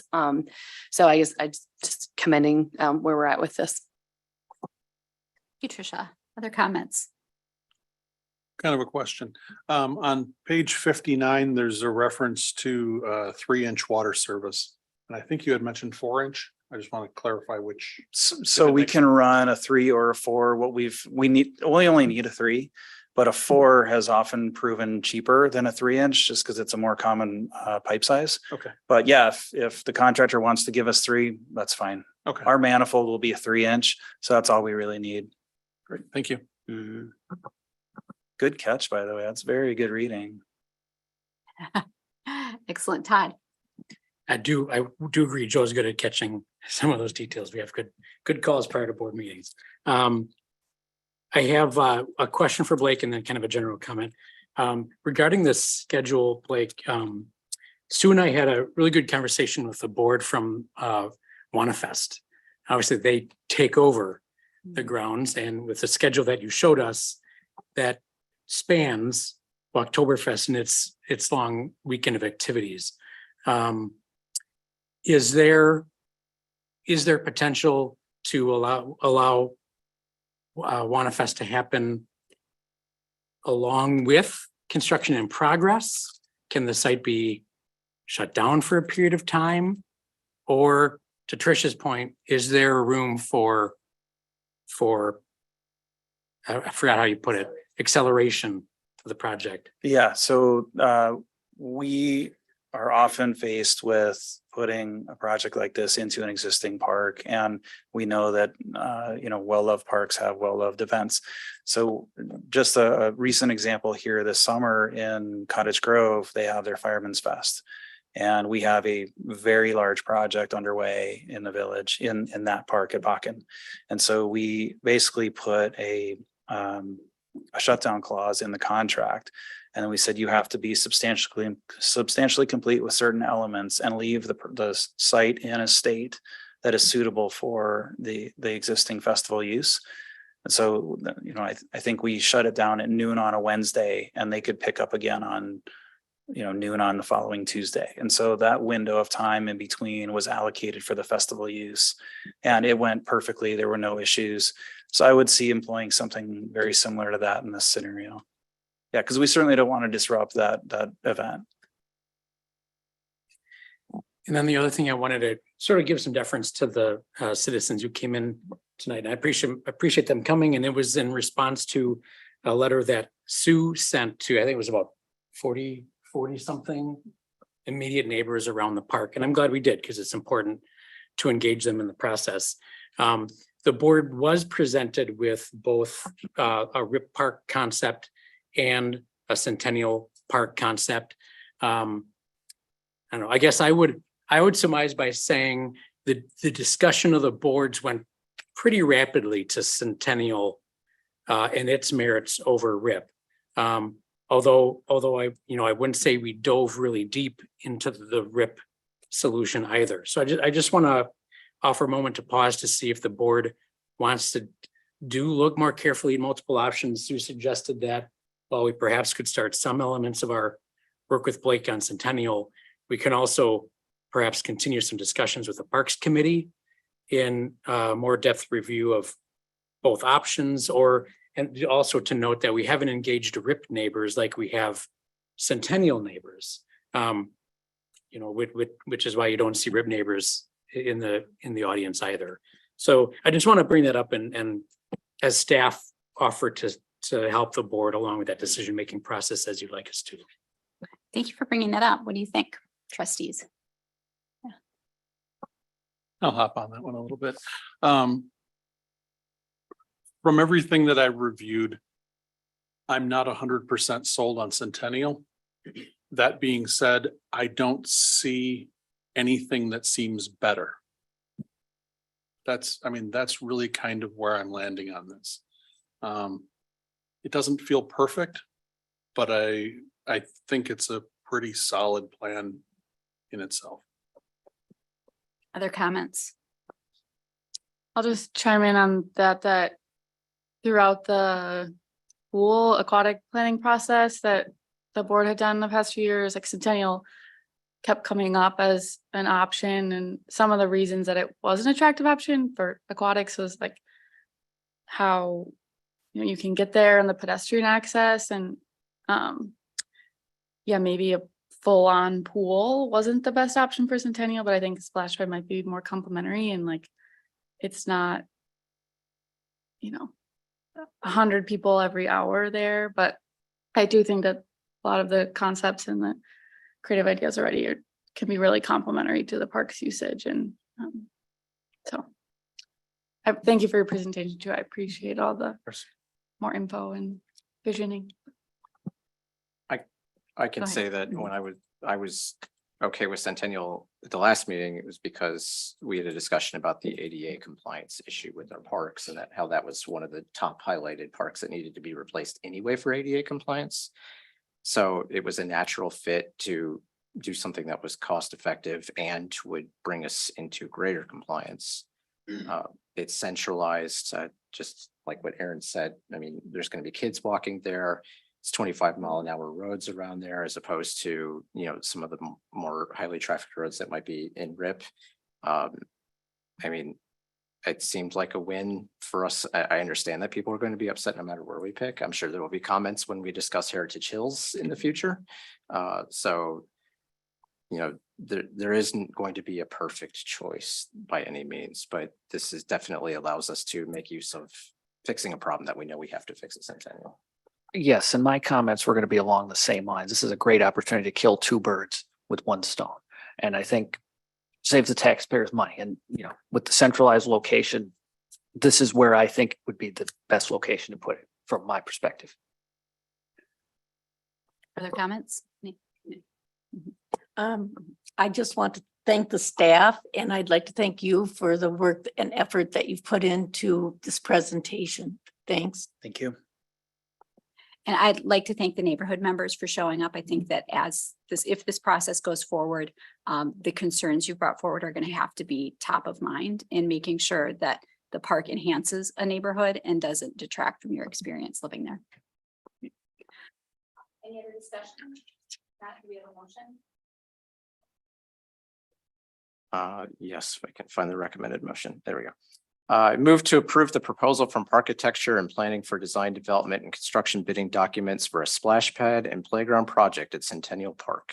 A second. Any discussion on the motion? Seeing none, all in favor? Aye. Opposed? All right. I do want to talk about process for the, before you go, I do want to talk about the opportunities for public involvement in the process that will continue. And I believe Blake's proposal includes, help me here, a dozen different meetings of some public, some with boards and committees. So this is by far not a complete process in terms of how we're going to involve the neighbors and engage them in discussion and design. So please don't leave and not come back to our process, because we do. Yes, absolutely. Is there any chance of having any natural looking? Absolutely. We haven't gone down the design road at all. This is sort of the location exercise and the feasibility study. So, you know, I mentioned the collaboration aspect. I'm really hoping that we can all have those discussions and find the right fit. Yeah, I guess I just, you know. Well, no, we're not picking up any voices in the audience. And Kristen, I don't know. Yeah, I think this might be a discussion for another time. Is it? Or Well, let me invite members of the public who came to follow up with us with specific questions, and we can already start to talk with you about what you're curious about and what you might hope for. And Blake, as the board just approved, Blake is with us on our next steps, and we're ready to work with you in mutual understanding as we take next steps. So please contact us directly at Village Hall or at Sue's office at the Village Center with specific questions. I think we definitely want to be, involve everyone. We do need to make sure that this is a process that's open to everybody that would want to make public comment and involved. All right. Next item on the list is to, let's see here.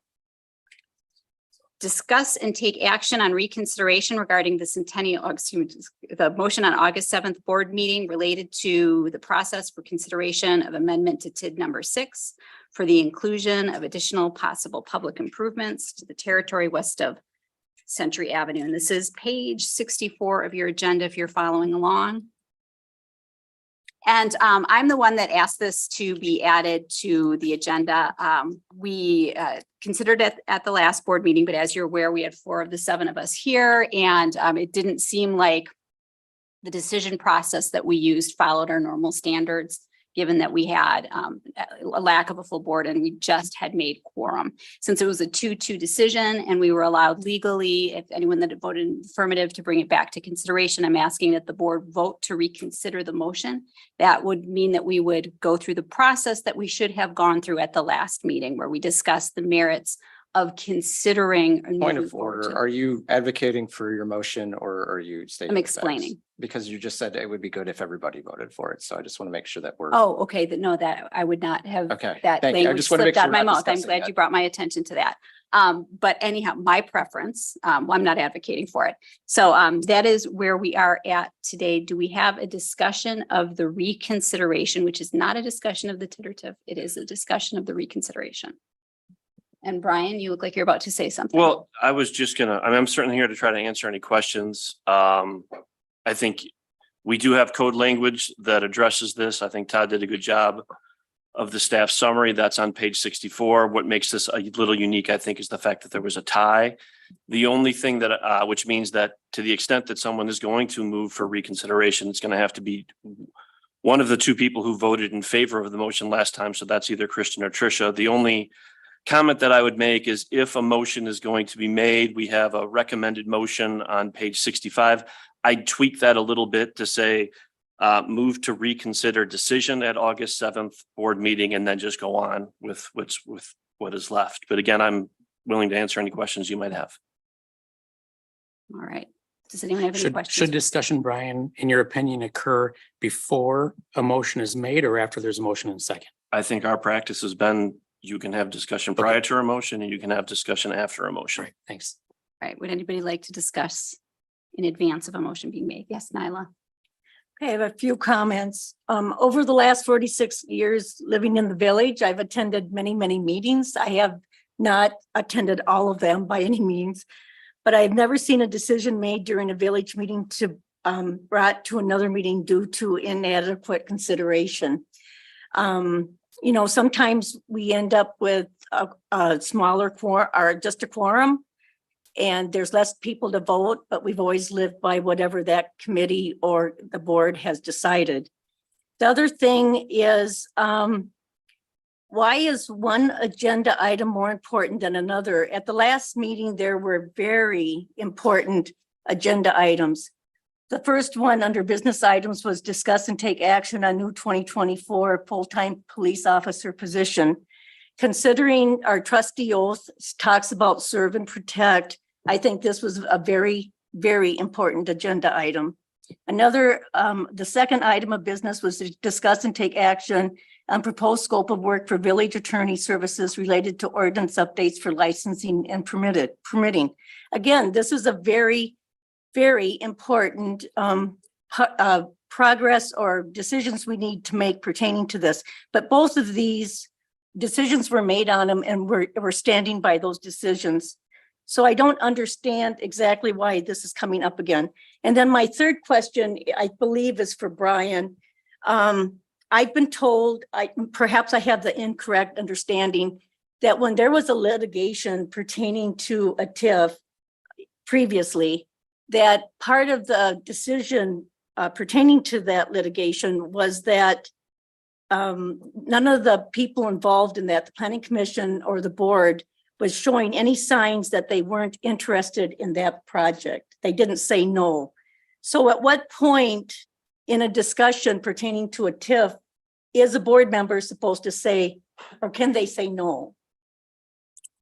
So I'm asking, you know, are we supposed to say, okay, we're going to spend our time and resources and our effort to look into something that we really don't think is the best thing for the public and the community, just so to go through the motions and have it done, when we don't feel that is the best thing for the community? I don't understand exactly when it's okay to let it be known that you don't think that this is in the best interest of the village and the people in it. I would say that if you, so let's talk about this project right now. I mean, if you fundamentally believe that TIF is not appropriate for this, I think the vote at the August 7th meeting was the appropriate time for you to take that opinion, and you have the ability to take it now. You don't have to allow it to proceed. In other words, your opinion can be, as a board member, no matter who is spending the money on the research, I don't believe it's appropriate. And so therefore, on the front end, I'm going to vote no. I'm not advocating for one way or the other, but you definitely have the ability to do that. Thank you for clarifying that. Other comments? Yeah, so I had briefly engaged in some conversation with the Attorney Kleinmeyer, and I think we had a little bit of miscommunication because I think we were both on cell phones trying to email each other. So I told him that I would discuss it here just in the interest of fairness for everybody. I had two issues. One is that on a motion to reconsider under Robert's rules, and I know that you're going to say we have an ordinance, and I understand that, but in Robert's rules, when you do a motion to reconsideration, the affirmative or the victorious side in a tie is the loser. So while I understand that our ordinance is written in a way that states in the case of a tie, any member voting in the affirmative may move to a reconsideration thereof, that would mean you could interpret that affirmative as the winning side, which would be in a tie, the noes. So how does that square? Because this is a code from 1988.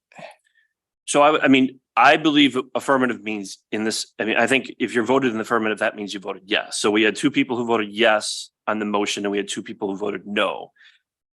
It is unique with the language in the tie. I did just go through the other process that you identified in a different community earlier this year, where two individuals who had voted no initially on a motion that did not pass were the ones who brought back the reconsideration.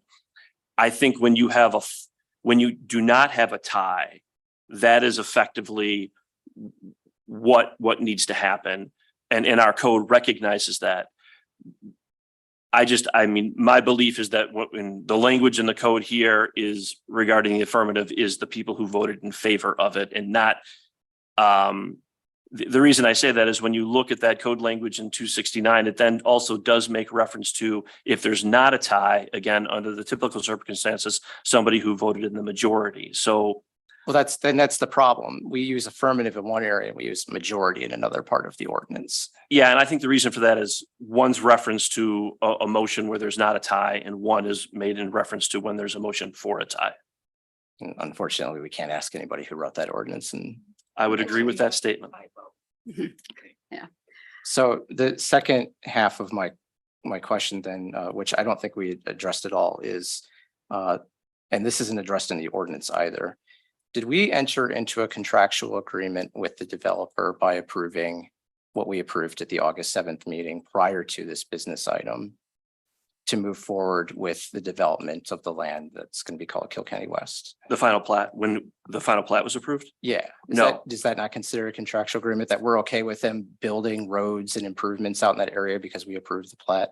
Well, he actually, under our code, the developer cannot build anything out there until we have a development agreement with them. Okay, so until we have a development agreement, we do not consider this okay to move forward. I want to make sure that that was clear, because I think you know where I would go with the second half of my question. I would never be in favor of approving a plat if there wasn't a development agreement that had to go along with it.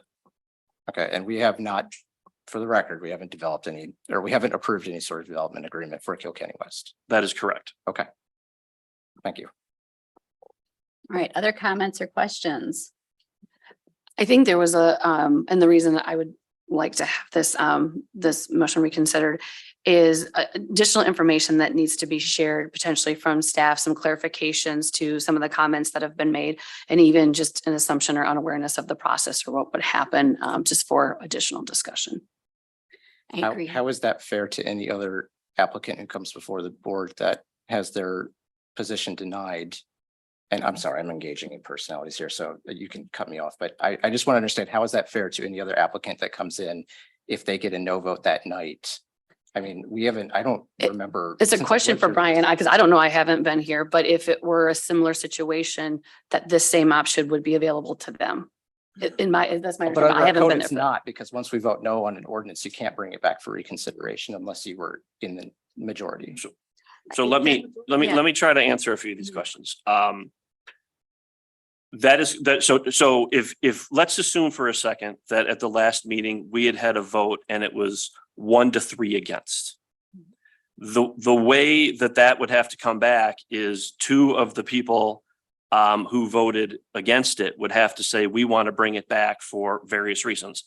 For what it's worth, that's the situation that I ran into in another community earlier this year. It was because in that situation, the two council members believed that there was additional information that they had after the meeting, and that's why they wanted to bring it back. So it can be conceptually something that would come back. But again, when you have a vote that goes down, it requires two of the people who voted against it to bring it back for reconsideration. Then I would say another scenario that you don't see happen often, but theoretically can, is if you have action taken by a municipal body and let's say something's not approved. if there is a fundamental change in what's being proposed, then that is something that can come back. You really start to get into a case by case basis analysis on that, and timing can also play a role. You know, I'm not going to get into why people may vote yay or nay on this particular item. I mean, my belief is this item is appropriately on the agenda. How you vote, you know, just because it's on the agenda doesn't mean that you have to vote in favor of it. You can vote against it. So I don't really want to get into commenting on how, you know, bases to vote in favor or against. My only position is that I do believe it is appropriately on. And the only other thing I would say is, if to the extent that a motion is going to be made, it would have to be made by Kristen or Tricia. Can I make one final comment on stop, which would be, this is, I think Attorney Kleinmeyer has given us a good guidance on why we probably should not be voting for reconsideration, simply for the fact that, you know, normally when it's people who are in the negative, I know we're different. We're the only Waunakee in the world. And so, you know, there's a reason why the negative would have to do it in a tie, is normally because if they thought there was no information, and I'm pretty sure you're not going to find that here tonight. All right, any other comments? No? All right, I am going to make the motion. I think that if you are certainly against TIF and TID, philosophically, it's not going to change your vote. I think that hearing out the case for consideration of the TID or TIF, that's all we're doing, which is not costing us money as a village, is certainly something that we should at least consider doing. It doesn't hurt us at all to reconsider. So with that, I would like to move for reconsideration of the decision Okay. Yeah. at the August 7th board meeting related to process for consideration of an amendment to TID 6, Kilkenny Farms, for the inclusion of additional public improvements in the territory west of Century Avenue. I'll second that. All right. Any discussion on the motion? I'd just like a roll call vote. That's all. Okay, we can do that. That is Carla still on? Or do you Carla, want to would do you that, like to Todd? do it? Sure. There she is. All right. So the motion and second have been made, and a roll call vote. Nyla Fry, No. Trisha Brown, Yes. Sam Kaufman, No. Kristen Rungy, Yes. Aaron Moran, Yes. Joe Zisselsberger, Yes. Robert McPherson. No. All right, motion carries. So on to the next item on the agenda. And that would be to discuss and take action on process for consideration of an amendment to TID number 6, Kilkenny Farms, for the inclusion of additional public improvements in territory on the west side of Century Avenue. Tim, is this to you first? Sure, I'll give a brief overview. So this is going to be very similar to what you heard at the last meeting, but just to recap, and bear with me a moment, I'm going to share my screen.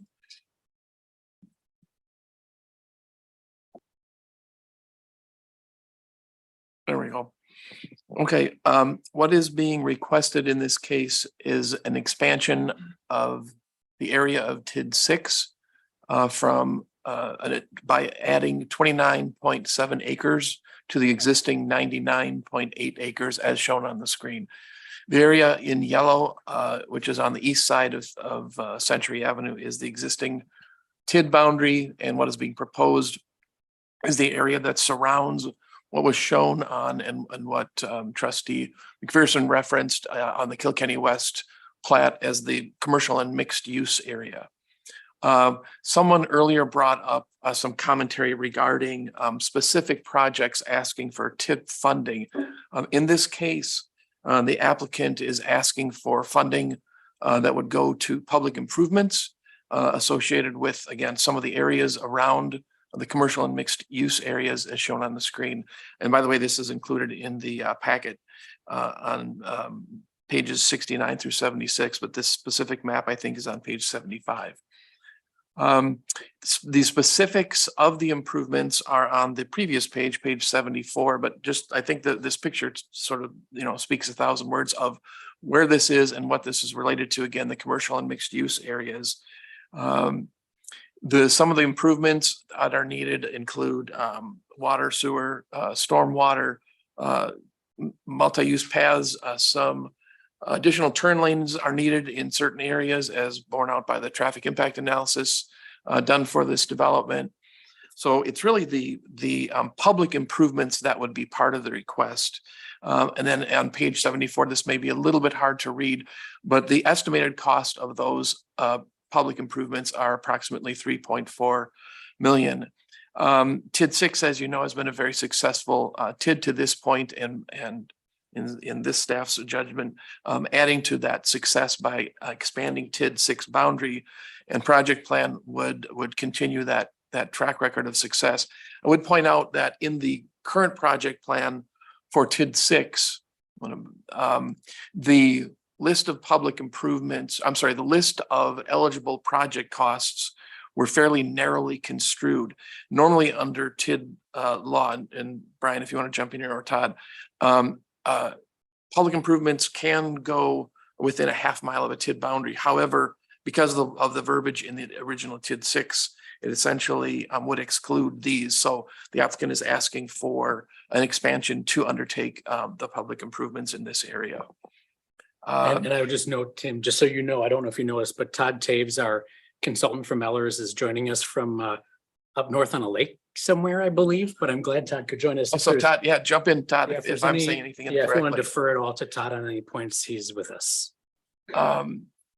Let's see, then just in conclusion, I guess for this portion, we're not at voting. The vote isn't on the specific dollar amount, the specific improvements. This is rather to paint a picture, to give you a more clear idea of what the ask will be.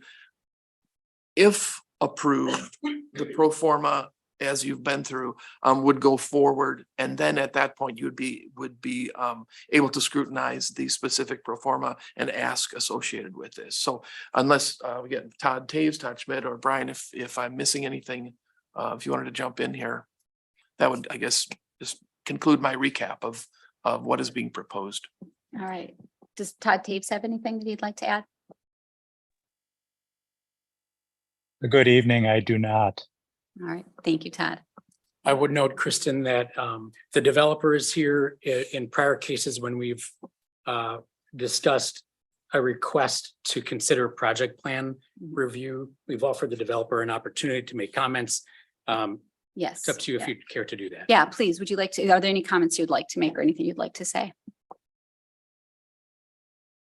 Yes. Hi, I'm Jerry Tierney with Kilkenny Farms. Don Tierney here. I was worried that there wouldn't be a lot of consensus on this issue, but I was very pleased to see that everybody is aware that no grocery store has been built on the south side of town. And when I hear these arguments, I have a hard time understanding how these arguments aren't in support of the TID expansion. I don't really want to get too far in the weeds, but Festival and Hy-Vee were both, at it and trying to make it happen. And for whatever reason, Festival did back out. And I can't speak for Hy-Vee, but there's no Hy-Vee here. And that's been about 4 years. And I want to talk a little bit about what can Waunakee show for what TID 6 has done. And, among different things, you go down there where the buildings that were built with what they call four-sided architecture. They're all masonry and steel roofs and or all masonry or high quality, non-masonry. A lot of stuff has happened down in TID 6. There's a Buck and Honey's, a Quick Trip. There's a bank. There's the Animart, Canine Corner. There's the Jimmy John's, among other things. But what else has TID 6 done for Waunakee? And sometimes people don't understand this, and that's fine. And that's why I want to make this part of what I'm discussing is when you go north of Kilkenny Farms, and you look at where the Hy-Vee store is or was going to go. Did they form their own TID district? No. But did they get benefit of TID? Absolutely. And did they also not only get benefit of TID, but did they get benefit of the foresight of the people running Waunakee back in 2012? Before any TID was even thought of, there was a road that has no load to the developer. It uses up 10 acres of land, and that road is the Peaceful Valley Parkway. And we as the developers said, yeah, we'll give the land. We were not too keen on paying for the whole road. And without TID, the village recognized that, hey, you know, you can't just ask developers to build roads with no payload on them. And the village at the time contributed a substantial amount to build that road. And that was with no TID. So then, you know, you move in to TIDs and TIF districts, and love them or hate them, they're here in Wisconsin. And, you know, I was gonna say this at the end of my speech, but I'm gonna say it now: you harvest what you plant. And, you know,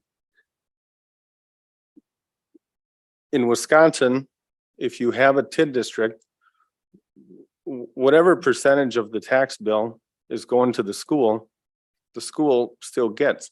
The only difference is it comes from outside of the community, it comes through the state aid and revenue sharing. And I just looked it up, and approximately, so somebody correct me, I may be off by 1%, but approximately 47% of every tax bill that's paid in this village goes to the Waunakee School District. And if the property is in a TID district, all of 100% of the tax bill goes to support things within the TID district.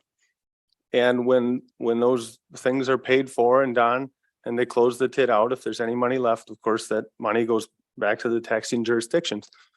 But in the meantime, and this is a big one that a lot of people don't understand, and when I'm done explaining this, I would encourage Todd Taves to jump in and please correct me if I'm wrong, but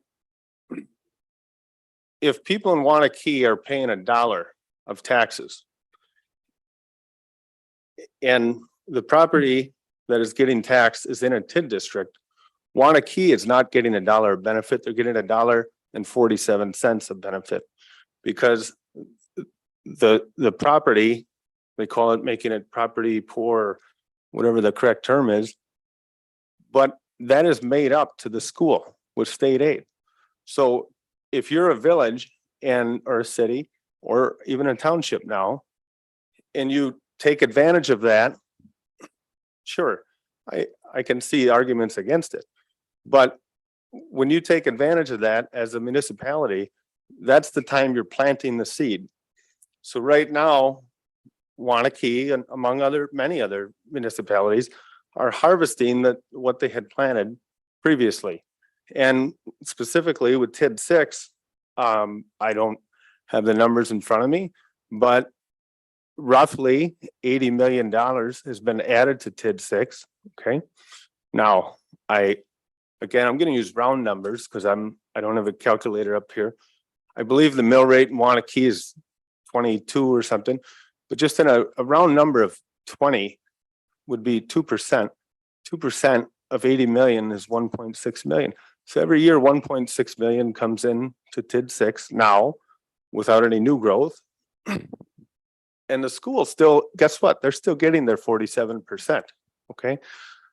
So, and that is coming from state aid. And it just blows my mind.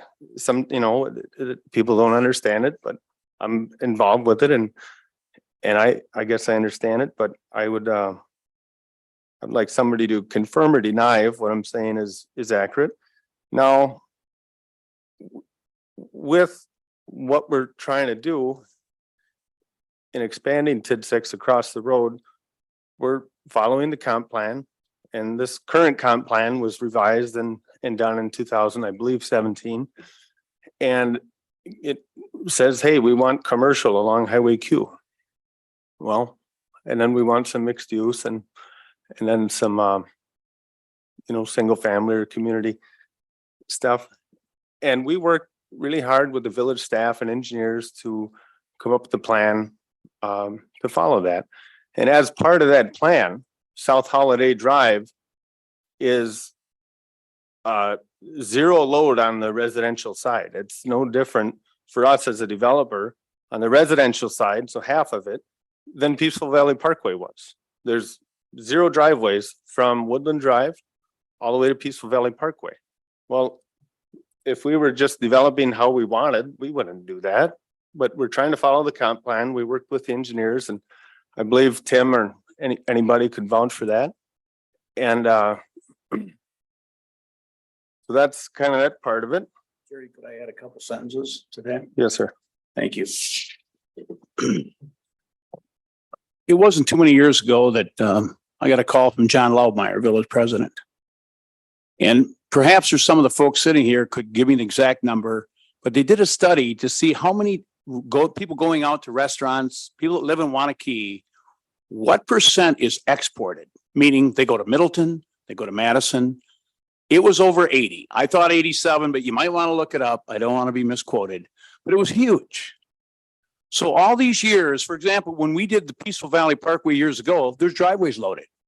If you take Holiday Drive in where the old part of town, there's a driveway going out of both sides of it. But the planners got together with us and they said, we have to do something. Would you help us? When we gave all the land for the Peaceful Valley Parkway, if you notice from an aerial view, it curves. It doesn't go through the Ganser land. We gave 100% of it. And the village worked a deal. And at the same time, we had a TIF, Arboretum Village, and we got very little for what it was. And when they did Main Street, when I used to sell lots in Savannah Village, and then I opened up Westbridge, and the folks would say, we're going to go over and look at the lots in Westbridge. It's kind of a little bit funny, but I wouldn't send them down Main Street. I'd actually have them kind of go around. I'd say, you go down here and turn right, and you'll be able to Westbridge. Because Main Street was rough. We weren't very proud of it. And Todd Schmidt and the people that were here, we're proud of Main Street today. And the Arboretum Village was a donor TIF. We didn't get that much for it, but that extra money went in to fix the Main Street, because when you fix a Main Street, it's rough. You're buying houses, they don't cash flow. So the comprehensive plan was put together because of this study that was done with, I'd say 87%, a huge export of money. People didn't have enough places. A lot of great places want to keep it, they needed more. So we said, let's try it. Let's go with it. I'd be fine if we just fill it full of houses. I did that for 20 years. I did fine. But I really think things have really come around. And that's the reason that we're trying to follow that, and we're kind of being successful. So go ahead, Jerry. Well, I don't.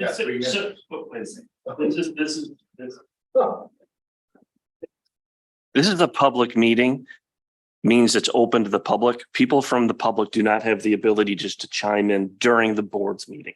Okay, the board controls who gets to speak, and specifically the village president. Okay, I'm going to address a question to the chair. How long are we going to allow the applicant just to, or can we get back to the matter at hand of TID 6? Because we're talking about Westbridge, we're talking about Main Street.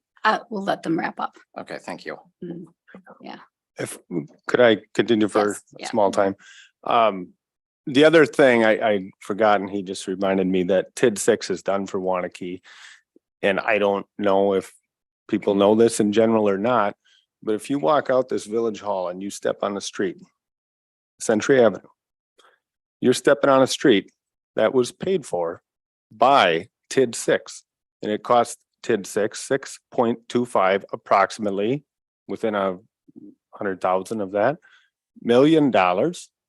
And that road was paid for by TID 6 plus, I don't know, maybe 50 grand from the county and a little bit from the Westport. But the majority of it was paid for by TID 6. And that paid for it all the way south of Kilkenny Drive, past Mefford Road, just to Leon Rip's mailbox.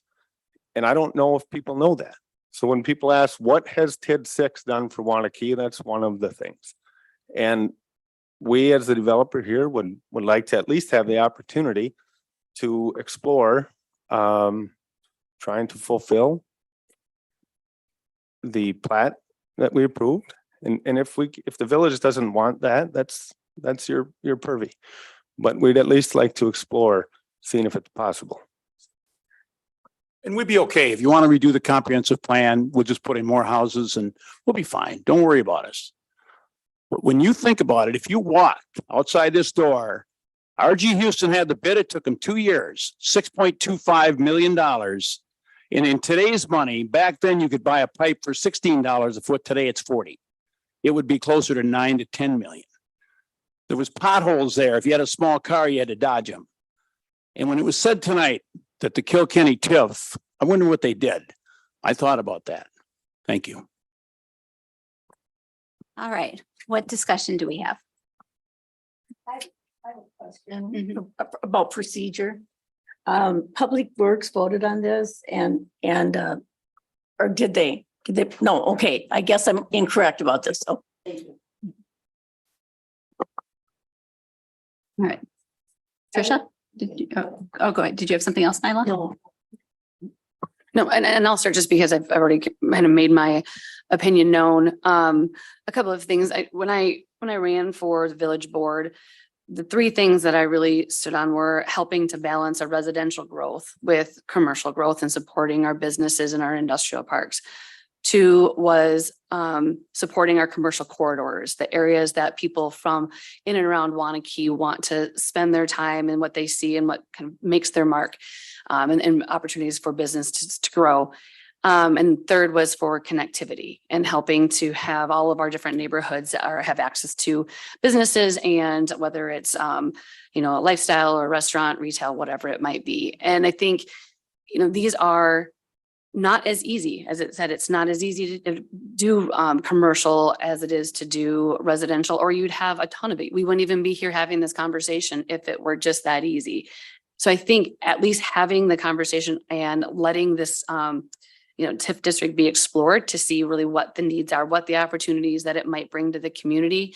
I do think it's unfair to say that the other surrounding uses haven't benefited from TIF, as was said, because it helped to build the infrastructure. So I'm glad that came up. And who knows at the end of the day what will come out of it. But I think unless we give it the opportunity to be explored, we won't know. I agree. I'll chime in with that. I also ran on balancing the tax base. I think that's really important. We depend too heavily on our homeowners to support everything we want to do as a village. Second, on infrastructure. And so when I saw this in the original packet, the improvements to Highway Q and Woodland Drive, and Woodland Drive is coming up at nearly every plan commission meeting when we're talking about how are people transporting children to the new elementary school and the new intermediate school. The extent to which that road really does need to be improved to handle traffic are really, I think, something we need to think about. So those 2 things, supporting our businesses, that includes our existing businesses, but also making room for new entrepreneurs to come in town and fulfill some of the needs that we clearly have as a community. I would love for a grocery store to come in. We're not sure why Hy-Vee is not taking the opportunity to build on the land that they do, but unless we open up other land and allow other users to come in and perhaps pitch another grocery store, we're not going to see that change. Hy-Vee is not going to sell that plot of land to one of their competitors. Maybe they could. I would be highly shocked if they did. So getting the stuff that we want here requires having land to develop, and that's not always the type of space that we have in our existing buildings that are trying to rent out their spaces as well. And then last thing, we really need to support our schools, and those 2 cross sections of County Highway Q and Woodland Drive, they're traversed by nearly every school child in Waunakee at some point is going to be traversing that in either a bus or a car or on a bike. So we need safe pedestrian routes. We need safe crossings. We need roads that are up to modern standards there. This project to me gets this done. And I would like to see us at least consider it and allow it to go through the normal process that we allow it for it to go through. That's all we're asking for here. Not asking for TIF or TID approval. I'm not asking for TIF or TID approval. I'm not supporting TIF or TID approval until we see that analysis. And this is what this action will do, is allow us to see the analysis of it. Other comments or questions? Glad to see that you used my campaign slogan. And I did. I listened. So very closely. I'm not going to talk about why I ran for office. I'm going to ask a few questions here. I'm going to start with you, Tim. How much taxable value do roads create?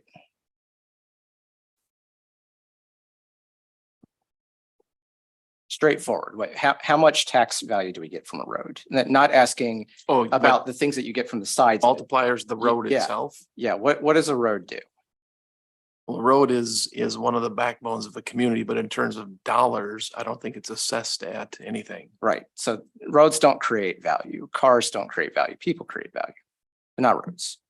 So right off the bat, we're talking about spending everyone's time doing a study to make roads which do not create taxable value.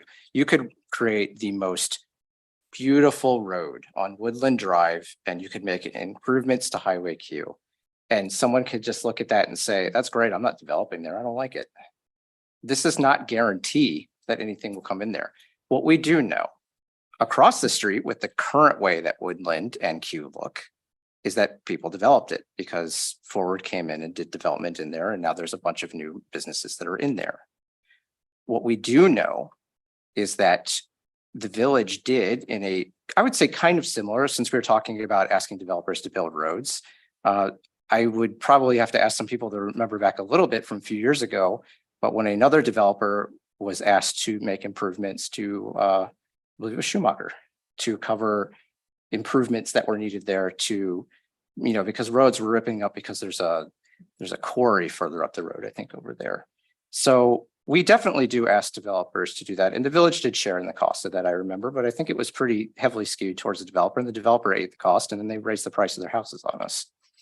So we're talking about market rate housing, which we need more of. Not here to talk about affordable housing. We're talking about doing business development in there, except for that mixed use is probably going to become another one of those great apartments that has businesses on the bottom and they sit vacant for a little bit, because really the apartments are what we wanted, or the condos, depending on what it is, but not the businesses at the bottom. We're talking about, I remember my history, we talked about another quick trip on that side of Q as well. So we're doing improvements that will allegedly bring in business that is developing naturally within the village and is following our comprehensive plan. There isn't a need to move this forward to the CDA simply for the fact that we have already proven with a use case right across the street with pretty similar, type of usages, it's developing just fine. If the developer suddenly finds that it's more expensive to do needed road improvements within their own neighborhood, that is the developer's problem. The developer didn't have enough foresight to watch the market, see interest rates going up, because I don't want to talk about another TID, but you're going to hear people say, well, interest rates have gone up, things are more expensive now, COVID, supply chain issues, whatever. There's going to be a million reasons, but this is a planning issue for those developers. And yes, I will talk about TID 6 and its existence, and I will talk about a grocery store. And, I have a comment to that, which I know we're not supposed to engage in back and forth, but I was at the meeting where Hy-Vee and Festival went head to head. And I remember this applicant coming in there and saying, we'll build Festival across the street with no TID. I sat there and I heard it. It's on video. This is not something that we're making up. And what happened after that? We are still with 2 vacant lots of land with no grocery store in that area. Hy-Vee has the reasons. We're not here to discuss that, why Hy-Vee's not there, but that northeast corner, I met as a citizen with the group that was with the people from Festival. And I remember coming to those meetings and then suddenly it disappeared. I'm not going to engage in rumors, but it seems a little strange that they seemed all good to go and they had artist rendering and they had modeling done. And suddenly they just said, no, we're not going to go there anymore. So are you gonna cut me off or, okay. So, the other part of this, talking about school funding and the state replacement of school funding, that's well and great if the state fully replaced school funding in TIDS.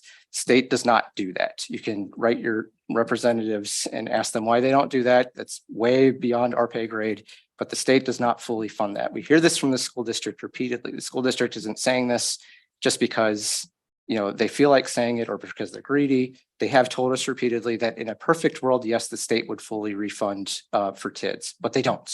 It just doesn't happen. I don't have the exact numbers in front of me. I wasn't prepared for that statement. Finally, I'm just going to end with, going back to where I started at the beginning and why I asked him that question about roads. We're not talking about greenfield development of something that will directly benefit people within the village. We're talking about making road improvements. Are road improvements needed? Yes, there's lots of places in the village that we need road improvements. We also fail to spend all of the money that we should be spending. We had this discussion in Finance Committee earlier tonight about the unassigned balance fund. I mean, I'm not hearing that we're discussing that before we're discussing TID. TID is supposed to be the object of last resort. Others may have different opinions on that. Others have maybe had personal experience with elsewhere in the state where they've used TID to that effect. But we are told repeatedly, the University of Wisconsin Extension has put that in the COWS assessment. I see you're smiling, but it's in there where they talk about the use of TID. And it's really supposed to be for last resort. It's supposed to be for jumpstarting economic development. Waunakee is not having issues attracting new development. We're constantly hearing that the business park is almost full. There's businesses coming, and unfortunately, there's businesses that leave too. But we cannot be afraid that every time someone comes in here and says that I need TID or I'm not going to build this, that they're not going to build it. In this case, developer already owns the land. They've done a lot of work into it. I would be significantly shocked if they walked away from it because we didn't offer TID, because of all the work that they've done into it and the fact that people are already looking at plots over there to build houses. So we really need to understand that. I get it. There are some of you who may think, what harm is it in letting everyone go and spend their time looking at this? Because it doesn't pass the smell test to begin with. There are projects out there that we say, yeah, let's investigate it further. But there's other ones that are just, it's pretty clear. The developer just says, that's a really expensive road that I would have to put in there. Maybe we find out if they just give us TID assistance first. And maybe that's not the right approach. Maybe we say no, and then we can go back to the drawing board and say, here's the other funding mechanisms that exist. If all those other fail, then we have TID that we can bring up because, well, unfortunately, we burned our motion to reconsider, but it would be significantly different. I would assume, I don't know, Brian, but it would be significantly different that you could come back in a different format with a different TID request if everything else was exhausted. But that's where I stand on that. Extension is not responsible for cows. I'll make that point of order. I'm sorry. I just knew that they were all UW employees. That's okay. Right? One and the same. Other comments? Sure, I'll hop on here and hopefully be relatively quick. One of the things that I think has really come up here is, again, the but-for test. And something that I had actually sent off to Brian and several of them today. Does that apply to amendments? Or is that only for the initial TID creation? It would apply to an amendment too. It would, okay. My interest in that is if for whatever reason it did not apply, if that were something that we could not later look at, that may certainly change my view, at least on whether this should continue to go through, so. Any other comments? Yeah, could maybe just because this is a long meeting and it's late, but could someone refresh me on what exactly the process then entails? Yeah, we have. What comes back So here perfect question to the for city? Todd Taves. Glad you're still with us, Todd. And you want to know about the process. If you vote to approve this process today, what happens next and what's involved? Yeah, just in the fact, a lot of the discussion and I appreciate all the comments on both sides. Just to get back to what are we actually voting on today? What initiating? And so that's and that's fine, but both questions are good questions, but the process moving forward is different than what are you voting on today? Okay. Okay. And I would ask too, while Todd has the microphone, we've heard two perspectives about the impact on TIF districts in the discussion today. Todd's firm does work for both municipalities and school districts across the state. So to the extent Todd can offer his professional take on the TIF impact on school districts, I think that would be useful. You're muted, Todd. That better? Yep. Yes.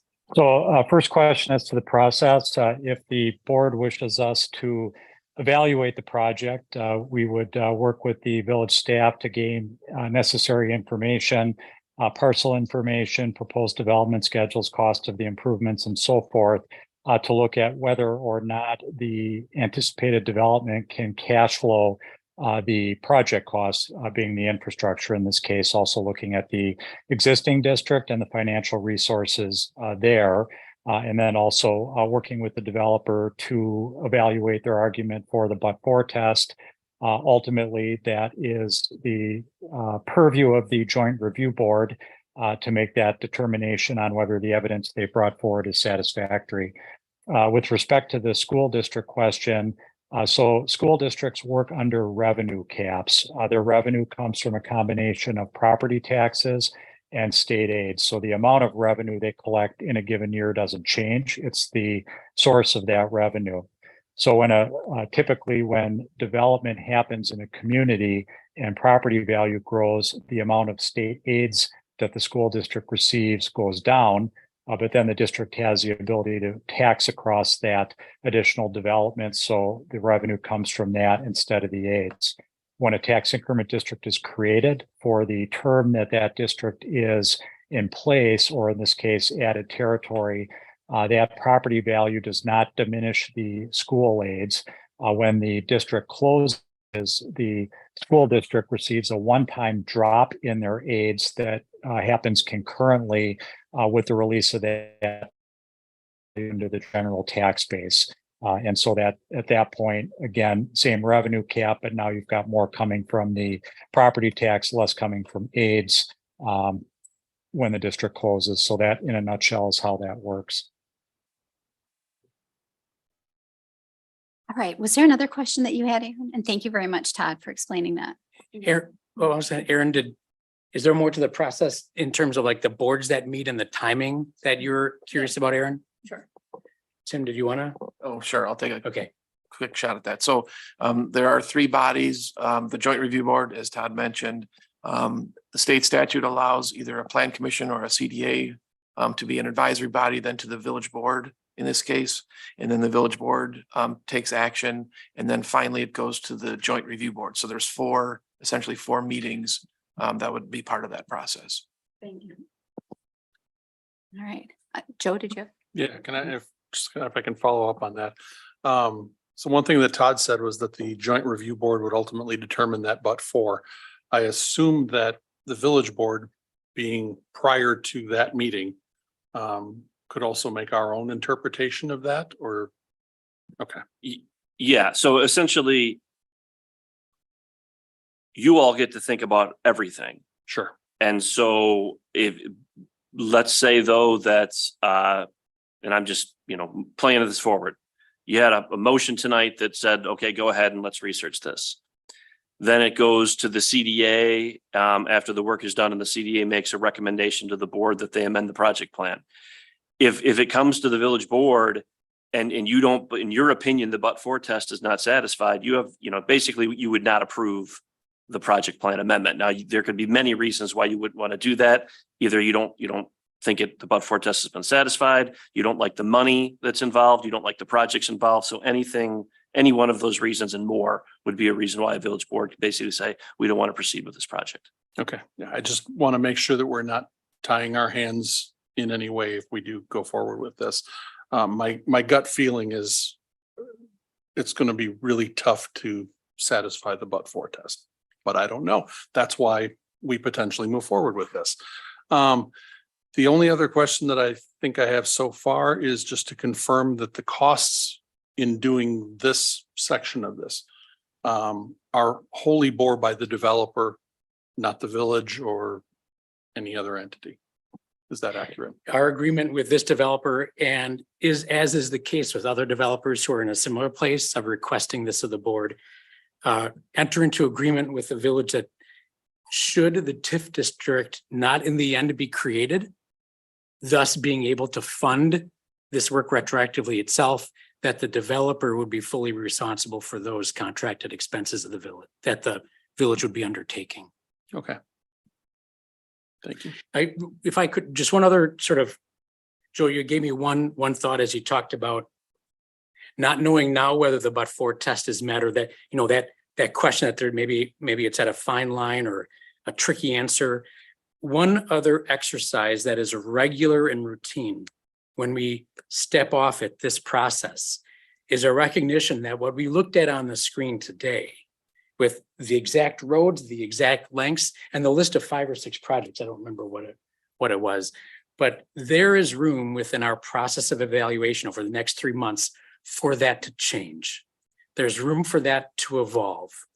If in working very closely with Ellers, things become clear in our analysis that this is not going to line up to satisfy the but-for test, that gives us room within the discussion to find out if there is call it a sliding scale of sorts in relation to the projects at hand and the expense and the cost associated with them.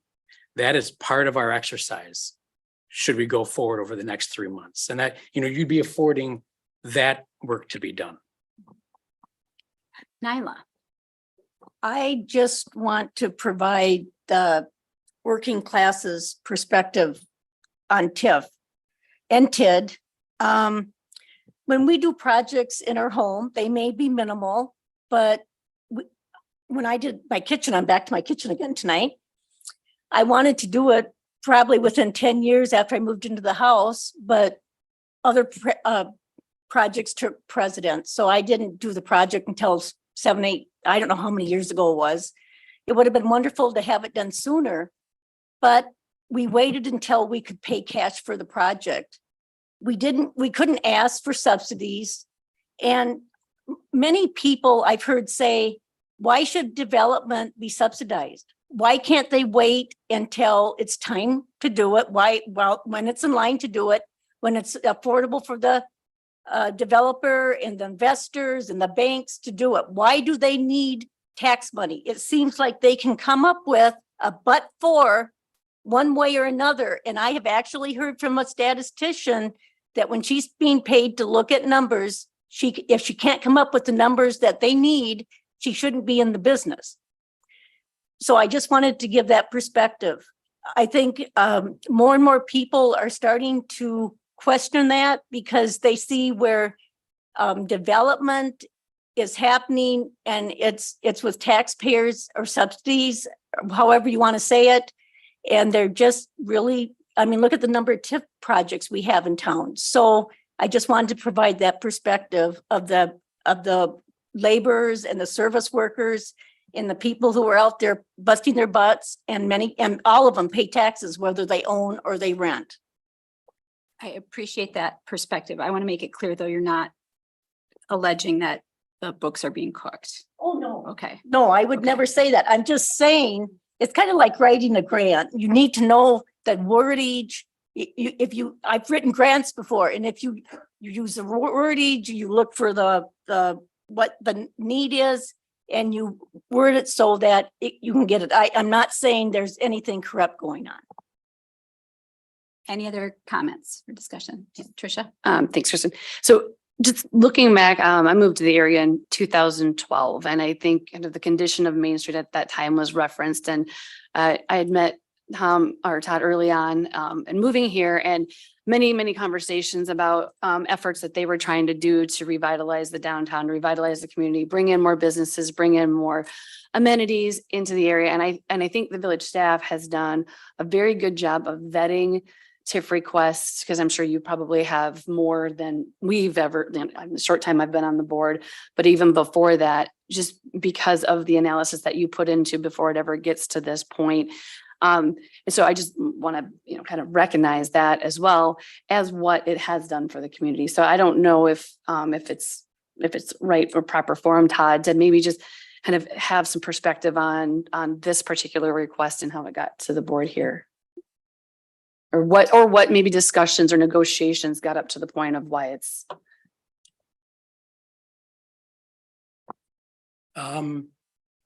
Well, initiating the request, as is typical, is one that the question starts from a developer bringing the discussion forward. That the staff is never going to look at a developer and say, "Hey, let's, off we go. We're gonna use TIF to make this happen. How's that sound, developer?" It's the other way around. So with that initiated discussion, I would say, boy, I think Tim and I, with the Tierneys, I think Brian perhaps even and Todd have been involved, and I would say maybe a handful at least of discussions to talk about a potential framework. And I'd speculate, Tim help me out, but I bet that framework has probably changed 3 or 4 times even before it came to you. We asked the developer to assemble a thoughtful project proposal, which was in your packet. I think Tierney's did a good job of representing that. It's similar to what Newcomer did, and they came and kind of gave you a packet that they delivered. What did I miss in terms of what brought the process to bring this to the board? Well, I think that, and then like I pointed out, and then you can read in the TID 6 project plan, in part of the narrow construction of some of the public improvements, that if the TID boundary and or project plan isn't amended, then some of these things wouldn't happen. The one thing we didn't do as staff is make a conclusion, made a pre-conclusion that this TIF has legs. We didn't do that. And we believe in our roles being very thoughtful and even critical in a good, productive way of our process that the next 3 months would involve. Well, I'm on the fence about what I'm going to say, but I guess I'm going to say it. This is when Tim disagrees with me, and I give him permission. I totally give him permission. I'm not disagreeing with Todd, but my intent in saying this isn't to make it come off as leveraging you need to approve this.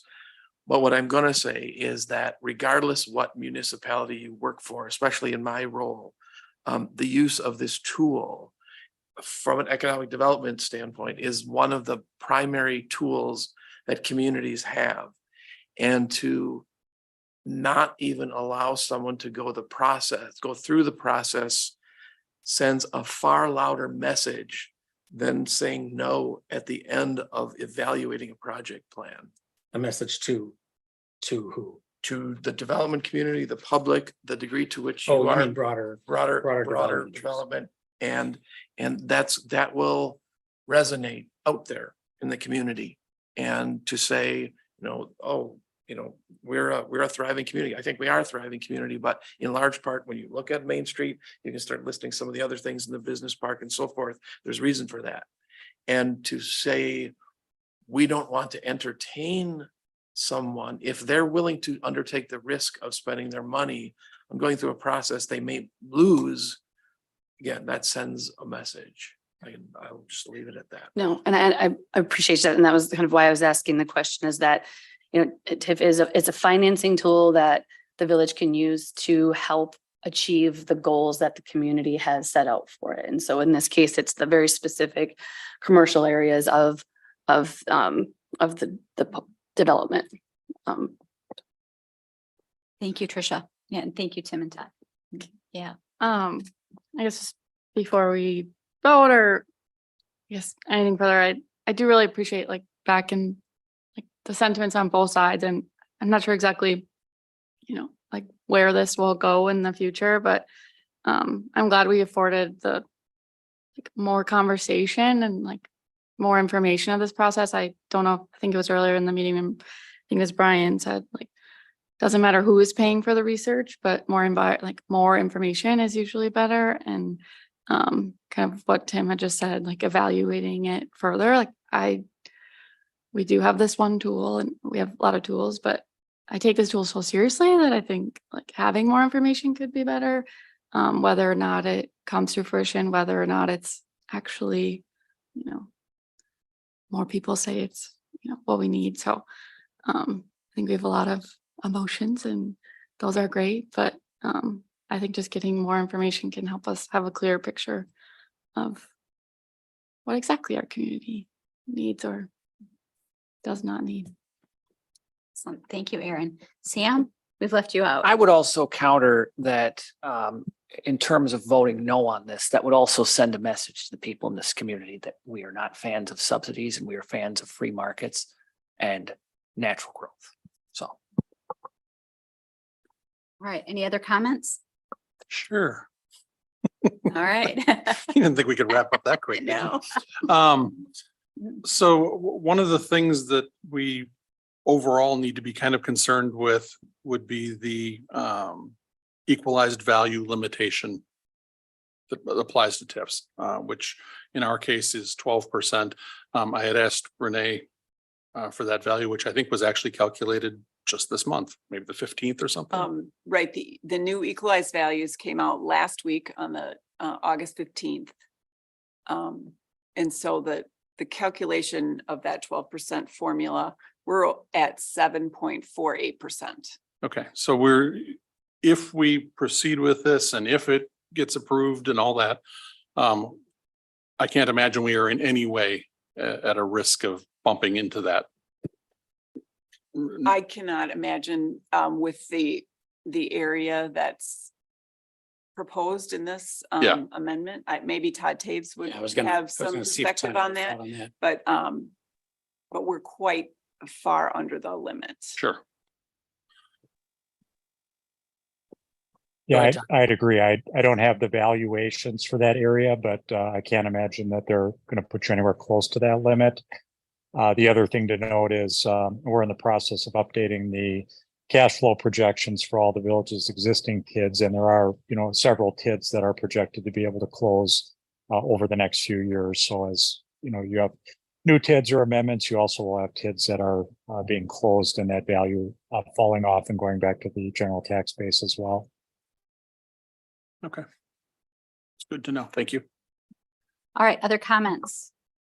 Any? I would just to follow up on Tim, on your comment about the message that we would send, I would think that people would understand that, because I was told this, because I asked this question after I got elected, because I asked, are we ever allowed to vote no on TID? Because we might send the wrong message if we vote no on TID. And I would be sincere in stating that we consider each one individually, and that we do not look at what other TIDs have done. I mean, sure, we could use our personal experience for how we feel about the other ones, but I want to make it very clear publicly, my criticism of this is specific to this TID only. And we really need to consider that the message that we would be sending, kind of what Sam said, is to the taxpayers that we don't want to subsidize, so the free market should do it, but also that there's just certain types of TIDs that the village is not interested in engaging in order to spur development. Because again, I would just remind everybody, it's an economic tool for development, but we've had a lot of development without TID as well. So we can't, there are some places in Wisconsin that are struggling to do development that have to use TID. They have low income areas that otherwise they wouldn't attract businesses. We're one of the highest in Dane County. We really need to think closely about the message that we send if we're doing TIDs for everything. Yet, despite how attractive we are, we still have one grocery store. So yeah, there we go. So I will say that you can send that message after you get all of the information and the research and evaluate the merits of this TID and TIF based on what Ehlers would come to us with.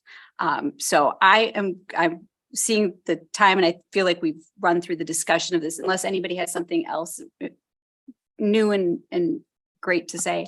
I just want one request for staff when we do this level in the future. I mean, I know you said that they put together something for us, but it would be really nice to even know even if it's just a one sentence in the write-up from the applicant, if they say, you know, we've explored these other options before we've come to the village to ask for TID assistance, because that would go, I think, a long way to helping us understand where the need is coming from, as opposed to just saying, we're going to bring you all these great things. Well, yeah, I'd hope so. You're asking for assistance, but it would help us, make us more comfortable, I would think, if we knew that they had explored other avenues before they went to this choice. It doesn't need to be specific. I don't need to see their bank accounts. It just. Well, that's a thoughtful comment, and I think that's something worth talking about as we proceed down the road. So I will make the motion to assign to the Community Development Authority the task of conducting a TID amendment process that will amend the boundary and project plan for TID number 6 and authorize the village administrator to engage Ehlers and Associates for providing TID coordination services. This action should be contingent on the applicant signing the cost recovery agreement and placing in escrow an appropriate sum as determined by the village administrator. Can I say one thing? Yes. Before any second is made, I think that was probably a typo in that recommended motion, as opposed to saying that will amend. I would say that may amend, consistent with the conversation that you all have had tonight, that even if you vote in favor of this, does not require you to ultimately amend the project plan. And thank you for catching that. Well, Todd caught it, may- actually. Oh, thank you, Todd. Yeah, that may amend the boundary and project plan for TID number 6. Second. All right, any discussion on the motion? Seeing none, all in favor? Aye. All opposed? Nay. No. Do we want to do a roll call vote? Yes. I just want to see if Carla's still with us. Roll call vote, Nyla Fry, Nay. Trisha Brown, Yes. Yes. Sam Kaufman, No. Kristen Rungy, Yes. Aaron Moran, Yes. Joe Zitzelsberger, Yes. and Robert McPherson. No. Motion passes. All right, thank you for the robust discussion, everyone. Thank you for the applicants for coming and speaking to us. Thank you for Todd and Tim and Brian for their work on this, and Renee. Appreciate it very much. All right, next item on the list, item number 6, discuss and take action on annexation agreement for the Kaltenberg property, 324 acres of land lying on the north and south sides of State Highway 19, west of County I, owned by the Kaltenberg Farm Partnership LLP and Viola G. Kaltenberg Revocable Trust. The village board may convene in closed session as authorized by Wisconsin State Statute 19.85 1E for the purpose of deliberating or negotiating the purchase of public properties, the investing of public funds, or conducting other specified public business whenever competitive or bargaining reasons require a closed session. The village board may reconvene in open session and discuss and take action on the subject matter discussed in closed session. And if you are following along, this is page 77 of your agenda. And so I'm going to forward to that because I believe there is we've read the statement and next is a motion. So you could do a motion in the second, but then we will have the ability to provide some information for just background Beforehand. information Okay. publicly. But Would you since pre- you've read it already, I think it's probably appropriate for the motion. For the motion. All right. All right, the motion. I'll move that the village board convene in closed session. I'll second. All right, all in favor? Well, Wait, no, well, I'm sorry, sorry. I So gotta write just, this stuff down. just so, so this relates to an annexation agreement that was related to an annexation that you approved earlier this year. The annexation has not taken place because as a condition of approval of the annexation was the execution of the annexation agreement, and the property owner has not signed the annexation agreement. The property owner's attorney did get in contact with us. There are 2 specific terms in the existing agreement that they would like to essentially rediscuss. And so it's specific terms in the agreement, and that's why the purpose for going into closed session. All right, now may I call the question? It's a roll call vote. It's a roll call vote. All right, call vote. Is that Nyla Carla? Fry, Yes. Trisha Brown, Yep. Yes. Sam Kaufman, Yes. Kristen Rungy, Yes. Aaron Moran, Yes. Joe Zitzelsberger, Yes. and Robert McPherson. Yes. Right. And we Brian, I don't believe we're expecting any action out of closed session. So at this time, we'll end the recording and the minutes will reflect the conclusion of the meeting. Okay. All right. Thank you. And thank you for those of you that came out tonight for the meeting.